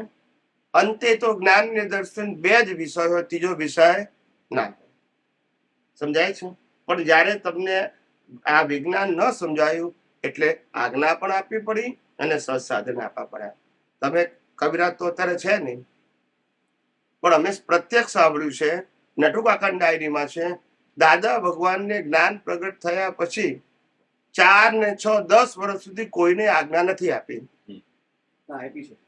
હવે છે લખાણ છે શું તો હું દાદાને આપી છે. શું આ જાતના લખાણ જ્યારે જ્ઞાન વિધિ આપીને ત્યારે નથી આપી, એ સમજાવવા માટે આપ્યું છે કે વિજ્ઞાન નતું સમજાવ્યું માટે કેમ આમ કરો છો. તમને અત્યારે રૂટીન આપે છે કે પેલા જ્ઞાન વિધિ, પછી આજ્ઞા, પછી ચરણ વિધિ. It's a method. પણ જ્યારે એમને સમજાવ્યું કે એને વિજ્ઞાન નથી સમજાતું ત્યારે કીધું કે આ રીતે ટ્રેન થાવ તમે. છેલ્લે પાછું કીધું કે વિજ્ઞાનમાં તો આ બધું હોય, એ પણ એમને જ કીધું છે. યસ કે નો? વિજ્ઞાનમાં તો છૂટા પડવાનું જ હોય, કીધું પાડવા બાળવાનું એ એમને જ કીધું છે. એટલે તમે નથી સમજ્યા એ સબસ્ટિટ્યુટ આપ્યું ને મેઇન કેમ સમજો છો? હું ખ્યાલ આવે છે શું કહું છું? ખ્યાલ આવે છે? તમને કાર નથી આવડતી તો હું સ્કૂટર ચલાવો, સ્કૂટર નથી આવતું સાયકલ ચલાવો, સાયકલ નથી આવતું તો કોઈ ચાલીને જાઓ, પણ તમે કોઈ ચાલીને જાઓ ઇઝ ઇક્વલ ટુ કાર ચલાવો કહેવાય? કહેવાય? ધીસ ઇઝ યોર ઓપ્શન કે you are not capable to drive the car. સમજાય છે? તમે વિજ્ઞાન દ્રષ્ટિમાં નથી સમજી શકતા, ઉપયોગ નથી કરી શકતા, તો સબસ્ટિટ્યુટ પછી આજ્ઞા આપ્યું. આજ્ઞા પછી નથી પડાતી અમારાથી. 70% તો પછી બોલવું પડ્યું પણ નથી પડાતી. પછી કીધું કે હવે સત્સાધન તો કરજો. સત્સાધન કે જે રેગ્યુલર થતા નથી કારણ કે ભારે કર્મો લઈને આવ્યા છે. ટાઈમ દરેક રોજો હોવો જોઈએ ને. એટલે પછી કીધું કશો વાંધો નહીં, કીર્તન ભક્તિ તો કરજો, એમાં બેસીને બોલવાની જરૂર. આ બધું depend on circumstances and depend on capacity આપ્યું છે, but not science. But still it is helpful for you. A substitute છે. સબસ્ટિટ્યુટ ને મેઇન માનીએ તો માનવાનું છે મેઇન, પણ આ ટાઈમ બિંગ છે. કેવું પેલું સમજાય નહીં ત્યાં સુધી. આજે હું શું કહું છું કે તમે સામાયિક પ્રતિક્રમણ આરતી કરો, પૂજા કરો. હું સામાયિક પ્રતિક્રમણ આરતી પૂજા કરું છું. આજે કોઈ ફેર નથી, પણ હું એને કુદરતી રીતના જોઉં છું. તમે ખાલી પુરુષાર્થ માનો છો, આટલો જ ફેર છે. ક્રિયા પ્લસ માઇનસ નો પ્રશ્ન છે જ નહીં. હવે સમજી ગયા? પ્રશ્ન ક્રિયા કરવી ના કરવી એ સાયન્સ નો વિષય જ નથી, કારણ કે કુદરતી રચના બધી જ ક્રિયા મન વચન કાયા ત્રણેયની. પણ જ્યાં સુધી તમે કુદરતી રચના જોઈ શકતા નથી, કારણ કે સમજી શકતા નથી, ત્યાં સુધી સબસ્ટિટ્યુટ આપ્યું કે હવે તમે એને પુરુષાર્થ તરીકે કરજો. ખ્યાલ આવી ગયો? હવે સમજો, તમને કોઈ પણ ક્રિયા પુરુષાર્થ તરીકે આપે તો જ તમારું એટેચમેન્ટ રહે. શું રહે? હવે તમે સાયન્સ સમજ્યા નથી અને આ ક્રિયા ના આપે તો તમે શું કરશો? તમે વિચારો, શું સ્થિર રહી શકશો? હવે વિચારો, વાય દે ગીવ યુ કે આમાં નહીં તો આમાં તો સ્થિર થાવ. એમ કરતા કરતા વિજ્ઞાન સમજાઈ જાય તો પછી વિજ્ઞાન દર્શન કીધું પછી આની જરૂર નથી. પછી આ કરો કે ના કરો એ કુદરતી. પણ અત્યારે પુરુષાર્થ એટલે મેં કીધું કે you do with the attach. ખ્યાલ આવ્યો? એકાગ્રતાથી કરજો. ખ્યાલ આવ્યો ને? એટલે તમે તેમાં ઇન્વોલ્વ થજો. એવું પછી વિજ્ઞાન સમજાય, પછી વિજ્ઞાનમાં ઇન્વોલ્વ થજો. પછી આ ક્રિયા તમારા માટે કુદરતી રચના છે. પણ ના સમજાય ત્યાં સુધી આ હેલ્પફુલ છે. શું છે? હા, એટલે દાદા ભગવાન નું આપતું સૂત્ર છે ને કે સાયન્ટિસ્ટો, ખરો સાયન્ટિસ્ટ આમાં હાથ જ ના નાખે. એ તો જોયા કરે, જાણ્યા કરે. છે કે નહીં આપતું સૂત્ર? બે જ વસ્તુ, જોવું અને સંભાવી નિકાલે નથી. બે જ હોય, જ્ઞાન અને દર્શન. દાદાનો વાક્ય જે પ્રશ્ન પૂછે છે કે પ્રતિક્રમણ કરીએ તો નવું ચાર્ટ ના થાય, પ્રશ્ન પૂછો. હવે દાદા કહે છે કે આત્મા પોતે કરતા થાય તો જ કર્મ બંધાય. બાકી આ જ્ઞાનમાં તો પ્રતિક્રમણ હોય જ નહીં. પણ આ તો ગુજરાતી ચાર ગ્રેજ્યુએટ બનાવીએ તો પછી વર્તાવ ધોરણનું શું થાય? એટલે આટલું પ્રતિક્રમણ અમે વચ્ચે મૂકે. ખ્યાલ આવ્યો? સબસ્ટિટ્યુટ ખ્યાલ આવે છે તમને? શું કહું છું? હોય નહીં. અમે કેટલી વખત દાદાને મોડે સાંભળ્યું છે, નટુ કાકાના મોડે સાંભળ્યું છે કે આટલું જ બોલાવતા હતા. 4 વર્ષ તો એમને એમ ગયા. અને ત્યાર પછીના 6 વર્ષ એટલે જ્ઞાનની વિધિ આપ્યા પછીના 62 થી 6 વર્ષ, ખ્યાલ આવ્યો ને, 68 સુધી હતું જ નહીં આ. અને કોઈને આજ્ઞા આપી હોય તો ખાલી સમજાવવા માટે, નોટ રૂટીન. જે આપણે જ્ઞાન વિધિમાં આપે છે ને એવી રીતે નહીં. ખ્યાલ આવી ગયો? ભાઈ તમને વિજ્ઞાન નથી સમજાવ, છૂટું નથી થતું તો આ રીતે સમજવા પ્રયત્ન કરજો, એ રીતે આપ્યું છે એમને, આજ્ઞા નહીં. પછી એમને જ્ઞાન વિધિમાં જ્ઞાન વિધિ, આજ્ઞા, સત્સાધન ત્રણે શું કરી દીધું? જોડી દીધું. ખ્યાલ આવ્યો? એક પેકેજ બનાવી દીધું નવી વ્યક્તિને જ્ઞાન આપ્યા પછી. પ્રતિક્રમણ શેના કરવાના? આપણા વિપરિણામને લીધે આ સંજોગો ભેગા થાય છે તે પ્રતિક્રમણથી પૂછાઈ જાય. ખરી રીતે દરઅસલ સાયન્ટિસ્ટને પ્રતિક્રમણની જરૂર જ નથી.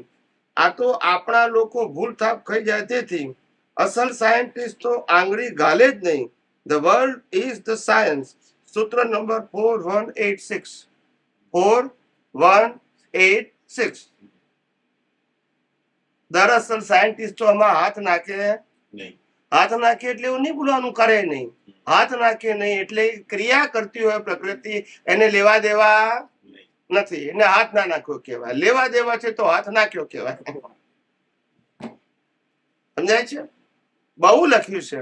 હવે આપણે ના સમજી શકીએ શું કરે. અને જ્ઞાનીની લિમિટેશન એટલી બધી હતી કે people they are not ready to understand the science. They want to need, દાદા અમારે શું કરવાનું, દાદા અમારે શું કરવાનું, દાદા અમારે શું કરવાનું, ચરણજી નથી થતી અમારે શું કરવાનું, પ્રતિક્રમણ નથી થતી અમારે શું કરવાનું, વારંવાર દોષ થાય છે અમારે શું કરવાનું. ખ્યાલ આવ્યો? સોશિયલ લાઈફમાં અમારે શું કરવાનું, પરિવારમાં અમારે શું કરવાનું. આ બધા પ્રશ્નો પૂછીને સાયન્સ કહેવાનો, પૂછવાનો કોઈ સ્કોપ જ નહીં મળ્યો. છેલ્લે બોલવું પડ્યું કે સાયન્ટિસ્ટ ભેગા કરો, મારે આખું સાયન્સ આપ્યું છે. પણ એ સંજોગ ના બેઠો. હવે જો તમને પહેલેથી આપી દીધું હોત તો પછી સાયન્ટિસ્ટને ભેગા કરવાની જરૂર ક્યાં હતી? બોલતા નથી. એને કઈ નવું આપવાનું હતું, પણ ના, નીકળ્યું નથી એ આપવાનું હતું. નીકળી ગયો તો બીજાને શું આપવાનું? ભાઈ તમને આપી એને જ આપવાનું હોય ને. પણ you are not capable to understand the science. એટલે તમને જે આપ્યું છે પ્રાઇમરી આપ્યું. ધીમે ધીમે આગળ વધજો. અને કોઈ સાયન્ટિસ્ટ આવે તો એનું આખું સાયન્સ એને સમજાવી દઈશ, એ સમજી જશે. કારણ કે એનું વિઝન કામ કરશે સાયન્સ સમજવા. પછી એ એક્સપ્લેન કરશે ને એ લોકોને કામ લાગશે. હવે સમજી ગયા? આજે આ સાયન્સ એક્સપ્લેન કરું છું, હવે તમને કામ લાગી નથી લાગતું? હવે છે કોઈ કન્ફ્યુઝન એમાં? કોઈ ક્વેરી છે? કોઈ છે ઇફ એન્ડ બટ? પ્રિન્સિપલમાં હોય જ નહીં. જે પઝલ હોય બધા રિલેટિવ સત્યમાં હોય. કારણ કે રિલેટિવ સત્ય એટલે વ્યૂ પોઈન્ટ. શું કીધું? એમાં પઝલ ના હોય એવું ના બને. અને સનાતન સત્યમાં પઝલ હોય એવું ના બને. કારણ કે યુનિફોર્મ હોય અને ફોર ઓલ હોય. વ્યૂ પોઈન્ટ પેલામાં વ્યૂ પોઈન્ટ છે. પેલો કે આરતી કરવી જોઈએ, પેલો કે ના કરવી જોઈએ, પેલો કે ના કેમ કરવી જોઈએ, પેલો કે અત્યારે રહેવા દો ને. બોલતા નથી. તેનું સોલ્યુશન શું? એ કે સનાતન સત્ય છે. યસ. હવે દાદા કહેતા હતા કે કીર્તન ભક્તિ કરીએ, અમે બી 4 દીકરી તો અમે બી કરીએ શોકની કીર્તન ભક્તિ. નહીં સમજાવો. દાદા કહે અમારે 4 દીકરી અમે પણ દાદા ભગવાનના સૌથી કરીએ છીએ. મને સમજાવો ને, નહીં સમજાવવા માટે. અને મને સમજાવતું નથી. હું સમજાવું છું પણ તમે સ્ટોપ થાવ પછી તમે બોલતા હો તો હું કેવી રીતે બોલું? બરાબર પછી હું ક્યાં કશું બોલ્યો કશું? એક વસ્તુ છે સાહેબ, જયારે જ્ઞાની પુરુષે કીર્તન ભક્તિ ક્યારે આપી તમને ખબર છે? ક્યારે આપી અને કઈ પરિસ્થિતિ? આપણે ત્યાં જયારે બોલ્યા, આપણે કેસરિયાજી બોલ્યા એ વખતે કીર્તન ભક્તિ નથી અને આપી 87 માં કરી પેલી કીર્તન ભક્તિ. કીર્તન ભક્તિ 24 કલાકની ક્યારે આપી? That is my question. દાદા ભગવાન અશ્વિન જોડે ક્યારથી બોલાતું હતું એ મારો પ્રશ્ન નથી. ઓકે, હું કીર્તન ભક્તિની વાત કરું છું. દાદા ભગવાનનો અસીમ જયકારો ક્યારથી બોલાતું હતું એ મારો પ્રશ્ન નથી. 24 કલાકની કીર્તન ભક્તિ ક્યારથી આપી એ મારો પ્રશ્ન છે. પતી ગયું ને? ખ્યાલ આવ્યો? લાસ્ટ યરમાં 87માં જયારે અમેરિકાથી પાછા આવ્યા, હવે સાંભળી લો, હવે અમેરિકાથી પાછા આવ્યા, એમની તબિયત બિલકુલ સારી નથી. અહીંથી પણ એવી રીતે જ ગયા હતા અને આયા પણ એ રીતે. ઓકે, અને શરીર આખું નીચો વહી ગયું હતું કારણ કે બ્લડ થયું નહીં, ખોરાક લેવાતું નથી, અહીંયા ટાંકા હતા. એનીવે, અને છેલ્લી અમેરિકાથી આયા પછી પહેલવેલી કીર્તન ભક્તિ એ જે ખર્ચી કરતો શું આપણે જે કોઈ વકીલનો ભાવભી વકીલ નહીં આજે રહેતા હતા તે એ બોલ કઈ બાઉજી દારાગોની પોળ. ભાવજી દરોગાની પોળ. એ ભાવજી દરોગાની પોળની સામે એક હોલ હતો. એ હોલમાં કીર્તન ભક્તિ શરૂ કરાવડાવી 24 કલાકની પહેલી વખત અમે ગયા હતા એની અંદર. એ વખતે રવિવાર જ હતો. શું હતો? રવિવાર જ હતો. અને દાદાએ કીર્તન ભક્તિ શરૂ કરાવી, સવારથી કરાવી હતી. અમે લોકો તો અમદાવાદથી બપોરે ગયા એટલે દાદાના દર્શન કર્યા, વિધિ કરી, એ બધાને કીધું જાઓ કીર્તન ભક્તિમાં. એ પહેલી વખત 1987 24 કલાકની અખંડ કીર્તન ભક્તિની શરૂઆત થઈ 1987. This is the last year of Dada ભગવાન. ને દાદા ભગવાનને ચોખ્ખું લાગ્યું કે આ એક જ વસ્તુ એવી છે કે જે બધાને એક રાખશે. આમાં કોઈ વિકલ્પ, નથી. બીજી બધી વસ્તુ શું થઈ જશે? વિકલ્પ જશે. ત્યારે તમને ખબર પડી કીર્તન ભક્તિમાં પેલા બધા આવતા હતા, એ મારો સવાલ કારણ કે એમાં કોઈને પઝલ નતું. સમજાય છે? Right. એટલે છેલ્લામાં છેલ્લી વસ્તુ એવી આપી કે કમસે કમ આના આધાર તો બધા ભેગા થશે કે ભાઈ આ તો વ્યૂ પોઈન્ટ નથી ને. એટલે તમે લોએસ્ટ કક્ષાનું સાધન એવું આપ્યું કે જેમાં પઝલ જ ના હોય. ખ્યાલ આવી ગયો? હાયર કક્ષાની વસ્તુમાં થિંકર જોઈએ, પણ આમાં થિંકની જરૂર નથી. નથી એજ્યુકેશનની જરૂર, નથી એટીકેટની જરૂર, નથી અભણનો વાંધો નથી. ગમે ત્યારે ગમે તે રીતે બોલો, આડા પડીને બોલો, બેઠા બેઠા બોલો, ઉભા રહીને બોલો, ગરબા ગાઈને બોલો, કઈ વાંધો નહીં. ખ્યાલ આવી ગયો? આ સમજવાનું છે. ખ્યાલ એટલે due to the situation and this is the last time of Dada Bhagwan. અને એમને એ પેલા કેટલા સંગત, તમે તું આખું પિક્ચર જાણતા નથી ને બધું. એમને કેટલા પઝલ આવ્યા હતા જીવનમાં ખબર તમને? નીરુબેનને કારણે, ખેસીભાઈને કારણે, વસંતભાઈને કારણે, કનુભાઈને કારણે કેટલા પઝલ આવ્યા હતા ખબર છે? કેટલું હેડેક હતું. જ્ઞાનીને હેડેક ના હોય પણ AM પટેલને હોય, કારણ કે એ કુદરતી રચના છે ઉદયમાં. ખ્યાલ આવ્યો ને? એમને ખ્યાલ આવ્યો કે કઈ મારી પાસે હવે સોલ્યુશન નથી. ખ્યાલ આવ્યો? કીર્તન. જે પરિસ્થિતિમાં મારી સાથે તમે 24 કલાક રહેશો છેલ્લા 15 વર્ષથી, ને તમે મને સંપૂર્ણ સમર્પિત થયા છો, જ્ઞાનથી નહીં બધી રીતે, બધી રીતે. અને તમે જ જયારે મારી વાત છેલ્લે સમય રિજેક્ટ કરો ત્યાં એન્ડ આવી ગયો. શું આવી ગયો? સમજી ગયો? હવે સમજી ગયા એ લોકો કે હવે કશું કહેવા જેવું નથી. આને જે 24 કલાક હાથ થઈ રહી છે એ મારું નથી માનતો. આ સમર્પિત થયા પછી, જ્ઞાન અને ફિઝિકલી સમર્પિત થયા પછી તો આ બધા કેમ ના માનશે? છેલ્લે શું આપી દીધું? કીર્તન ભક્તિ. બસ આમાં બુદ્ધિનો ઉપયોગ નહીં. આ બધું તમે જાણતા નથી ને શું કરીએ? અને એમ નથી કે મારો સવાલ જુદો. મારો સવાલ એમ હતો, મને ખબર છે તમારો સવાલ શું હતો. કે દાદા ભગવાન તો અમારી 4 ડિગ્રી છે. હા, એ કરતા તેમ કે અમે કરીએ તેમ. એટલે તમારે સમજવાનું કે કોઈ પણ વ્યક્તિ મહાપુરુષ હોય એ તમને એન્કરેજ કરવા માટે આવું ના બોલે તો તમે કરો. હું તમને બીજી વાત કહું એટલે એના ઉપર તમને ખબર પડી જશે. જ્ઞાની પુરુષ દાદા ભગવાન કીધું કે અમને જ્ઞાન થયા, હવે સાંભળજો, જ્ઞાન થયા પછી પણ જ્ઞાન વિધિ શરૂ કર્યા પહેલા 4 વર્ષમાં અમે રોજના 500 પ્રત્યેકવન કરતા હતા. આ સાંભળ્યું છે? હા, એમ. બરાબર છે. હવે વિચાર કરો, જ્ઞાન વિધિ પછી જે માણસ એક સમય માટે દેહમાં ના રહેતો હોય એને પ્રતિક્રમણ હોય, પણ આપણને શું કરવા માટે? એન્કર. આ બધું સમજણ ના પડે તમને જ્ઞાનીની ભાષા શું કરવાનું? એ કે છે જે માણસ એમ કે દરઅસલ સાયન્ટિસ્ટ હાથ જ ના ગાલે એ ખરેખર કરે ના. ખ્યાલ આવ્યો શું કહું છું? પણ હવે તમને કીધું કે પ્રતિક્રમણ પુરુષાર્થ, તો એન્કરેજ કરવા હમણાં શું કરે? ભાઈ અમે જ કરીએ છીએ તો પછી તમને લાગે દાદા કરે તો આપણે કરવા જોઈએ કે નહીં? તો આ એન્કરેજમેન્ટ નો શબ્દ છે.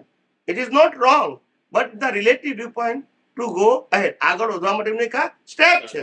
રોંગ નથી પણ સ્ટેપ છે. તમે પેલું નથી સમજી શકતા તો ધીમે ધીમે સ્ટેપમાં ચડાવે ને તમને. હવે ખ્યાલ આવ્યો? ખ્યાલ આવ્યો? ના ના, પણ હું એમ કહું છું ને, તમે પ્રતિક્રમની વાત કરું છું ને, આ તો મેં વાત સમજી આપતા પુત્ર પર વાત બોલો બોલો. કે દાદા ભગવાન આચાર્યનું કઈ બોલતા હતા, આચાર્ય મહારાજ સાહેબ. તો આપતા પુત્રો બધા કહે છે કે દાદા તમે તો છો નહીં, અહીંયા તો છે ને આચાર્ય, તમે છે ને તમારે છે ને પ્રતિક્રમણ કરવાનું. દાદા કે આ જયારે દાદાની આ 86ની વાત છે એ તમને બોલો. દાદા કે અમારે પ્રતિક્રમણ કેટલા કરવાનું, અમારી જે કઠણ વાણી નીકળી એટલે અમારે એના પ્રતિક્રમણ કરવાનું. તો બોલા આપતો પુત્રો સામે આર્ગ્યુમેન્ટ કરે છે, દાદા એ તો વ્યક્તિ છે નહીં સામે, તો પછી અમારે શેના પ્રતિક્રમણ કરવાનું? તો તમારે શેના પ્રતિક્રમણ કરવાનું? તો દાદા એવું કહે છે ના, અમારી આવી કઠણ વાણી નીકળી, અમારો હેતુ ભલે કલ્યાણનો છે. અમે મહાવીર ભગવાનના તે વખતે એવું મહાવીર સ્વામીના અમે સાંસદના સલગાર છીએ એટલે અમારા બૂટ પડે તો બી અમારે પ્રતિક્રમણ કરવા જોઈએ. એટલે અમે એના પ્રતિક્રમણ કરીએ છીએ. એટલે અમે એટલે એમ પટેલ છે એની વાત. આ જવાબ આવી કે બસ? તો ભાઈ એમ પટેલની વાત છે ને, એમ કહું. એમ પટેલ કરે કુદરતી નહીં? ઓફકોર્સ પછી પુરુષાર્થની જરૂર ક્યાં છે? તો એ જે કરે ખાલી કહું એ તો રામે મારામારી કરી તો એ કુદરતી રચના. એ પણ દાદા એવું નહીં કહે પણ પેલા સિદ્ધાંત મને કોણ હા કે ના? ને ક્રિયા પ્રતિક્રમણની છે આ એક હું સમજુ છું એટલે તમે સમજવા માંગુ છું. બોલો બોલો. ક્રિયા છે એ કુદરતી એક મિનિટ કુદરતી રચનાની છે. પણ અંદર જે આપણને જે પ્રતિક્રમણથી આપણે જે જોવાય છે, દાખલા હું તમને બીજો દાખલો આપું. બોલો બોલો. 2001માં એ દાદાની એક કેસેટ આવી હતી. એમાં દાદા જે રામકુંભાઈ છોકરી છે મિનલ, એને સવાલ પૂછે છે કે દાદા મને જોવાતું નથી. કેસેટમાં છે કે રામકુંભાઈ છોકરી છે. દાદા કે તારે જોવાતું નથી પણ પાછળ જોવાય છે ને, તો દાદા કે હાથી જેવું કર્મ છે, બકરી જેવું થઈ જાય છે. દાદા કે છે કે તું કોઈ પ્રતિક્રમણ કર, એટલે બકરી જેવું કર્મ છે, મકોડી જેવું થઈ જાય છે, કારણ કીડી જેવું થાય કેવી કે છે. તો એ શું ક્રિયા છે પ્રતિક્રમણ? એ મને સમજાવ. એ જ ક્રિયા એક સેલ્ફ ક્રમિક માર્ગ છે. ના તો આપણે હું તમને મારી વાત તો સાંભળો, પણ તમે સાંભળો. હું વચ્ચે બોલ્યો કશું? આંખો બંધ કરી, તમે આંખો બંધ કરીને કાનથી સાંભળો બસ. હું ના કહું ત્યાં સુધી. પહેલી વસ્તુ એ છે કે પ્રતિક્રમણ છે એ ક્રમિક માર્ગનું સ્ટેપ જ છે. એમાં ભાવ પ્રતિક્રમણ આવે અને દ્રવ્ય પ્રતિક્રમણ આવે. દ્રવ્ય પ્રતિક્રમણ જે એવરીડે કરતા હોય તે. ભાવ પ્રતિક્રમણ એટલે પર્ટિક્યુલર. ખ્યાલ આવી ગયો? એટલે પર્ટિક્યુલર કરો તો એક દોસ્ત તમારો હળવો થઈ જાય. શું થઈ જાય? આ કે છે એટલે કોઈ અનસાયન્ટિફિક ટોક નથી, પણ પહેલા પ્રિન્સિપલ સમજો. હવે પ્રિન્સિપલ કહું છું. ઓકે, પ્રતિક્રમણ હું પુરુષાર્થ ત્યારે કહી શકું કે જ્યારે અતિક્રમણ કરનારો હું હોઉં અને પ્રતિક્રમણ કરનારો હું હોઉં. હવે જો અતિક્રમણ કુદરતી કરાવે અને પ્રતિક્રમણ કુદરત કરાવે છે, તો બેમાંથી એકે પુરુષાર્થ નથી ને બેમાંથી એકે માટે હું જવાબદાર નથી. ભલે ક્રિયા થાય. ખ્યાલ? જો પુરુષાર્થ હોય તો એને ઇમ્પોર્ટન્ટ છે. પુરુષાર્થ ક્યારે હોય? અજ્ઞાન હોય તો, એટલે કે ધર્મ હોય તો. ધર્મમાં પુરુષાર્થ કરો કે ત્યાં ઇમ્પોર્ટન્ટ પુણ્યનું છે, પાપનું નથી. અહીંયા પાપ પુણ્ય બે હે છે. તમે સબ્જેક્ટનું જાણો. ક્રમિક માર્ગમાં અતિક્રમણનો પુરુષાર્થ એટલા માટે જરૂર છે કારણ કે ત્યાં ઇમ્પોર્ટન્ટ પુણ્યનું છે. તમે સબ્જેક્ટ સમજો ને. અહીંયા એટલા માટે આપ્યું વિજ્ઞાન ના સમજ્યા એટલા માટે. બંનેના પર્પઝ જુઓ. બાકી આ એમને આપણે વાંચ્યું એમને જ કીધું છે ને, હું તો નથી બોલ્યો ને. હવે જે માણસનું સ્ટેટમેન્ટ હોય કે દરઅસલ સાયન્ટિસ્ટ આમાં હાથ જ ના ગાલે, એ કેમ કીધું એમને? સાયન્ટિસ્ટ હતા? દાદા સાયન્ટિસ્ટ નતા? તો એમ તું સાયન્ટિસ્ટ તો એમાં હાથ જ ના ગાલે. દરઅસલ સાયન્ટિસ્ટ પણ દાદાની વાત નહીં, પણ એ બોલ્યા છે. તું મારું ક્યાં કહું છું કશું? મારું ક્યાં કહું? દાદા જે તમે આ સૂત્ર બોલ્યા ને, એ દાદા કઈ અપેક્ષા કે છે મેં આ વાત સાંભળી છે, નાની પુરુષ પાસે સાંભળી છે. દાદા કે આવું જ્ઞાન મળ્યા પછી ભલે તો આમાં પ્રતિક્રમણ હોય ને, એટલું ટોપ મોટું જ્ઞાન છે, પણ તમને આ પ્રતિક્રમણ કેમ આપવું પડ્યું કે તમે માલ ખપાય વિના આવ્યા છો, તેમ તમે બોલ્યા ને, પછી એટલે અમારે પ્રતિક્રમણ આપવું પડ્યું. બાકી ખરેખર આવું જ્ઞાન મળ્યા પછી આ પ્રતિક્રમણ હોય જ નહીં.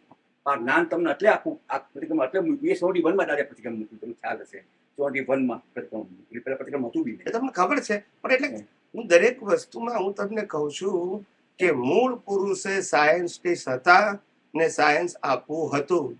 ના આપ્યા પછી આ ગ્રેડેશન બદલાયા, એ હજુ તમને ખબર નથી પડતી? એમની પાસે પેલા પ્રતિક્રમણ જ્ઞાન નહીં હોય તો પહેલાથી કેમ ના આપ્યું? એ નહીં દાદા, એ બી જવાબ આપ્યો. કેમ ન આપ્યું એ બી દાદા જવાબ આપ્યો. દાદા કે અમે એ બી આપ્યું છે. દાદા કે જો અમે આ પ્રતિક્રમણ શબ્દ મૂક્યો તો બધા પટેલો, દાદા શબ્દો છે, પટેલો બધા ભાગી જાવ કે આપણે તમે જૈનો શબ્દો ક્યાંથી લાવ્યા? એટલે ઓલા 71માં જે ઓલા ભાઈ છે એ ઓલું આવ્યા કે દાદા મારી વાઈફ સાથે ઝઘડો થતો નથી કાંઈ, અને એ જ પેલા એની વાઈફ મોટો શું કહે ચોપડો લઈને આવી હતી. ત્યારે દાદા પછી હવે પ્રતિક્રમણની જરૂર છે. એટલે તમે જુઓ, કોઈ પણ વસ્તુની બિગિનિંગ છે. કોઈ પણ વસ્તુની બિગિનિંગ છે. ખ્યાલ આવે ને? કોઈ પણ વસ્તુની બિગિનિંગ છે. યુનિવર્સલ ટ્રુથની બિગિનિંગ ના હોય. યુનિવર્સલ ટ્રુથની બિગિનિંગ ના હોય, પણ કોઈ પણ વસ્તુ તમને આપવી પડી ડ્યુ ટુ ધ સર્કમસ્ટાન્સીસ. એ સમજો કે સબ્જેક્ટિવ છે ને પરમેનન્ટ હોય તો પહેલે જ આપવી પડે. ખ્યાલ આવ્યો?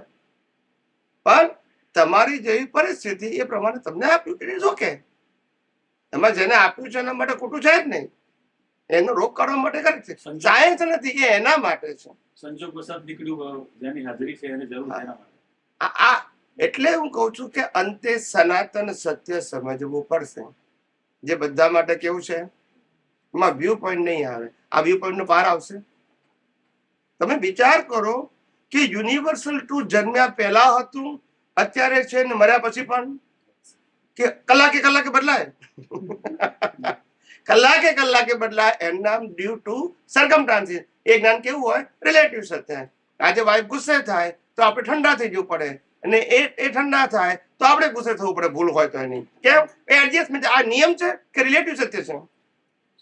રિલેટિવ સત્ય છે. હવે રિલેટિવ એટલે કે આનાથી મોક્ષ જવાય? આ તો બી વ્યવહારનું હોય કે જે ડ્યુ ટુ આમાં કે નિયમ ના હોય. ખ્યાલ આવ્યો? નિયમ એટલે પછી ક્યારે બદલાય અને બધા માટે કેવો હોય?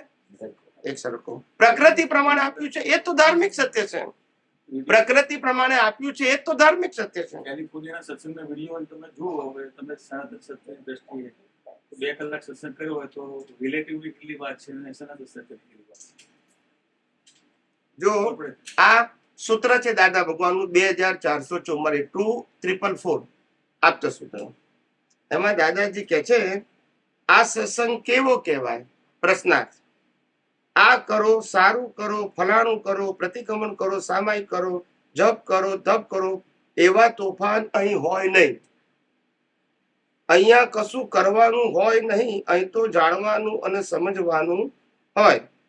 સમજવાથી સંકેત થાય અને જાણવાથી જ્ઞાન થાય, અને જે જાણી ગયો અને સમજી ગયો તેને સમ્યક ચારિત્ર થાય. યસ કે નો?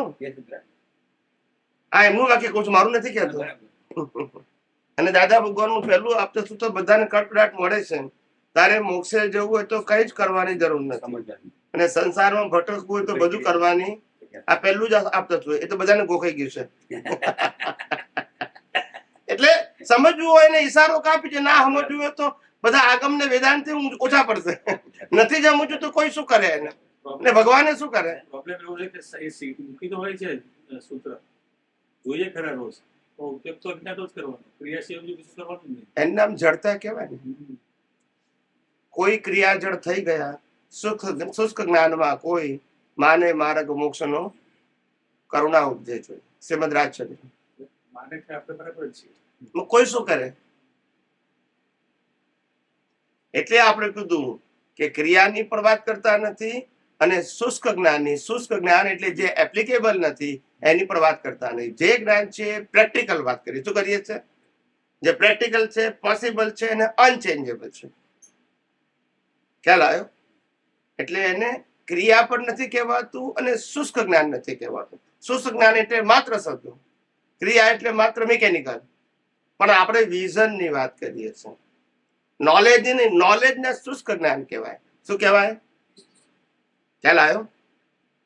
ચશ્મામાં લાલ કલરના ગ્લાસ લગાવવાથી દુનિયા લાલ દેખાય એનું નામ નોલેજ, શુષ્ક જ્ઞાન.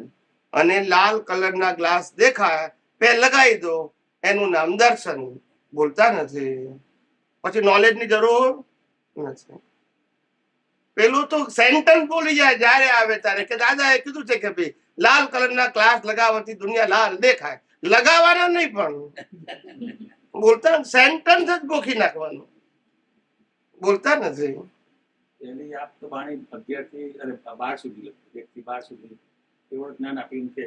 13મી માં કહેવામાં આવ્યું અને અત્યાર સુધી કેવળ જ્ઞાનની વાત કરે છે, કેવળ દર્શન છે. એ તો અમે પહેલા કીધું ને 2016 માં તરત કીધેલું.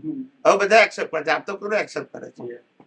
કેટલી વખત એમને નટુ કાકા નામ લખ્યું કે અમને કેવળ દર્શન હતું, કેવળ જ્ઞાન તો છેલ્લા અવતારમાં. પણ હવે જડતા હોય ને, દાદા કેવળ જ્ઞાન બોલ્યા છે, વાત સાચી છે, ગુના નથી પડતો. અમે હજારો વખત સાંભળ્યું છે. પણ કેવળ જ્ઞાન અપૂર્ણ ના હોય, ધેટ ઇઝ ધ પ્રિન્સિપલ. કેવળ દર્શન જ અપૂર્ણ હોય. કેવળ જ્ઞાન જેને થાય 100% થાય કે 0% થાય. એવું નહીં કે 95% આગલા અવતારમાં, પછી 5% પછી થાય, એવું ના હોય કોઈ દિવસ. એ તો આત્માનો સ્વભાવ છે. ખ્યાલ આવે? એટલે હું એમ કહું છું કે તમે બધા સાયન્ટિસ્ટ બનો, એમ કહું છું. કોઈ પણ વસ્તુને સાચી ખોટી ડઝન્ટ મેટર, પણ what is the universal truth એ મારે વિઝનમાં ફિટ કરવું કે જે મારે ક્યારે બદલવું ના પડે, દુનિયા આખી એક્સેપ્ટ ના કરે તો સાયન્ટિસ્ટને કોઈ ફેર નહીં પડે. જે જ્ઞાન સોક્રેટિસને રિયલાઇઝ થઈ ગયું, આપણે તો બરાબર, જે જ્ઞાન ગેલિલિયોને રિયલાઇઝ થઈ ગયું, એને મારી નાખ્યો તોય ના બદલ્યું, બોલતા નથી, એને અનુભૂતિ કહેવાય. If not require the certificate from the other because I realise. Yes કે નો? હવે મને અનુભવ થયો છે, તમને નથી થયો, હકીકત છે, તો તમે નહીં એક્સેપ્ટ કરો, મારે બદલી નાખવાનું અનુભવ થાય પછી, તો પછી અનુભવનો પાવર શું રહ્યો? ના મને કેવળ જ્ઞાન થયું, તમે નથી સમજાવતું, તો મારે કેવળ જ્ઞાન નીચેની વાત કરવાની. હું તો કેવળ જ્ઞાનની વાત કરી કે ભાઈ મને અનુભવ થયો છે ને તમને આ અનુભવનો રસ્તો બતાવું છું. હું એવું કહું કે ના સંસારમાં જવાનો રસ્તો બતાવું છું. તમને ના સમજાય બની શકે, માનમાં તૈયાર છું, પણ હું કઈ રીતે રસ્તો બતાવું સંસારમાં ફરવાનો? મહાવીર કોઈ જે સંસારમાં ભટકવાનો રસ્તો બતાવે, તમે ના સમજી શકો, that's your individual mistake. A show ના કરે. સમજાય છે? આ સમજવાનું છે. કોઈ પણ સાયન્ટિસ્ટ હોય, એને જે સિદ્ધાંત રિયલાઇઝ થયો હોય એ તમે લાખ વખત એનો ખોટો સાબિત કરો તો એક્સેપ્ટ નહીં થાય. ખ્યાલ આવ્યો? એને રિયલાઇઝ કર્યું છે, તમારી પાસે ખાલી લોજિક છે, એને તો અનુભૂતિ છે, તમારી વાત કઈ રીતે એક્સેપ્ટ કરશે? સમજાય છે? પ્રશ્ન આ છે.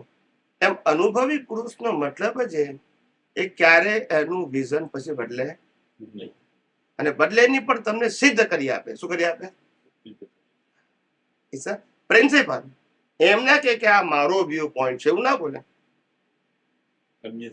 એટલું ધ્યાન રાખજો, અનુભૂતિ ખુલ્લી થાય અને જે પ્રાપ્ત થાય એ બધું જ્ઞાન. જ્ઞાન અનુભૂતિ નથી. જ્ઞાન એ પુણ્યનું ફળ છે, અનુભૂતિ એ પુરુષાર્થનું ફળ છે. અનુભૂતિને કેપિટલ કહેવાય અને પ્રાપ્ત થવું એને પુણ્ય કહેવાય. પુણ્ય is not permanent, it is only for this birth, પણ realisation you can carry for. હવે સમજાય ગયા? આ પ્રિન્સિપલ છે. ખ્યાલ આવ્યો? આપણને બધાને મસ્તી શેની છે? જ્ઞાન મળી ગયું એની મસ્તી, અનુભવ નહીં. મળી ગયું એટલે તમારી પુણ્ય ત્યાં શું થઈ ગઈ? પૂરી થઈ ગઈ. તમને મળી ગયું. હવે બીજી વખતે મળવાનું પણ જે આજે પુણ્યથી મળ્યું એ બીજી વખત એમને મળશે? પણ તમને પુણ્યથી મળેલી વસ્તુને તમે સમજીને દ્રષ્ટિથી ઉપયોગ કરીને જે અચીવ કર્યું હશે એ કેરી ફોરવર્ડ, કારણ કે તમારો પુરુષાર્થ છે, એ પ્રાપ્તિ નથી. એ જે તે લેવલની તમારી અનુભૂતિ છે, એ આગળ આવશે જે લેવલની હશે. Maturity is carry forward in a spiritual path. Knowledge is never carry forward. ખ્યાલ આવ્યો? પ્રશ્ન સિદ્ધાંતનો છે, કયા પ્રકારનું એ પ્રશ્ન આવતું નથી. નોલેજ કેરી ફોરવર્ડ ના થાય. સમજાય છે ને? એટલે જે બને તેમાં પણ સિદ્ધાંત સમજવા. આ નહીં સમજો તો વિજ્ઞાન નહીં સમજાય. અને હું સિદ્ધાંત શબ્દ બોલું એટલે લો ઓફ નેચર જ આપે. લો ઓફ પર્સન ના આવવું જોઈએ. શું ના આવવું જોઈએ? હા, પર્સન દ્વારા લો ઓફ નેચર વ્યક્ત થાય, પણ એ લો ઓફ નેચર પર્સન નો ના હોય. શું કીધું? ભગવાન મહાવીરની જે કેવળ જ્ઞાનમાં દેખાયું એ એમની દર્શન હતું, એમનું વિઝન હતું, એમની પ્રાપ્તિ નથી. એ એમને ખુલ્લું થયું હતું, ને જે ખુલ્લું થયું એ બધું કુદરતનું હતું. બોલતા નથી. કેમનું હતું? દર્શનમાં જે ખુલ્લું થાય કોનું હોય? હું મારું છે તો કહેવાય. મને કુદરતે આ દર્શન ખુલ્લું કરીને જે સિદ્ધાંત બતાવ્યો છે એને હું પ્રેઝન્ટ કરું છું, મારું કહેવાય? મને ખુલ્લું થયું કહેવાય. મારું કઈ રીતે કહેવાય? બીજાને ખુલ્લું થાય, કારણ કે કુદરતનું છે ને. મારું હોય તો પછી મોનોપોલી કહેવાય. એટલે સમજવાની જરૂર છે. Permanent thing is open anybody, but individual thing is not open on. એટલે વ્યક્તિગત વસ્તુ જ્ઞાન ના થાય, પણ પરમેનન્ટ વસ્તુ ગમે તે થાય. માટે લાખો લોકો મોક્ષે જાય છે, કરોડો લોકો મોક્ષે જાય છે. Because the science is the same and nobody is creator and owner, but anybody can realize through the vision. આ વિજ્ઞાન સમજવાનું છે. દાદા ભગવાન કહેતા હતા કથા એટલે થાક ઉતારવાનું સાધન. થાક ઉતરી જાય. મારો એક પ્રશ્ન છે બોલ. કે આપણે એમ કહ્યું કે ભૌતિક ડેવલપમેન્ટ નેક્સ્ટ બર્થમાં ક્યાંય પૂર્ણ ના તો પછી ઘણા જન્મથી હોશિયાર હોય છે, તો એ કેવી રીતે એ પુણ્ય. એ એ કયું પુણ્ય. હોય? એ પુણ્ય. પુણ્ય? બોલ. ડેવલપમેન્ટ નહીં. આખી ગીતા બોલી જાય 5 છોકરો, એ પુણ્ય કહેવાય. એ ગીતા બોલવાનો જેને ભાવ કર્યો હોય ને એ એના પુણ્યથી રિઝલ્ટમાં આવે અને એને યશ મળે. ડઝન્ટ મેટર કે એની પાસે અનુભવ જ્ઞાન છે, પણ ઓફકોર્સ પણ એને ભણાવવાની આપણે મહેનત નથી કરવી. હું એ તો ખુદ પુણ્ય કોને કહેવાય. એક મિનિટ આપણો હું રાજાને ઘેર જન્મ, મારે પૈસા કમાવાની કેટલી મહેનત કરવાની? કેમ બોલતા નથી? નહીં કેમ આમ કરો છો? આમાં આ ડેવલપમેન્ટ નથી. આખું આગમ વાંચી નાખી કડકટ મોઢે બોલે પાછો તો તોય ડેવલપમેન્ટ નથી. ડેવલપમેન્ટ એ રિયલાઇઝેશન છે. It's a memory. એને ભાવ કર્યો હોય કે મને આગમ કંઠસ્થ થાવ નાની ઉંમરે, બીજા અવતારમાં એને થાય, અવતારમાં નહીં થાય. કેટલી વખત થતી હોય છે ખબર છે?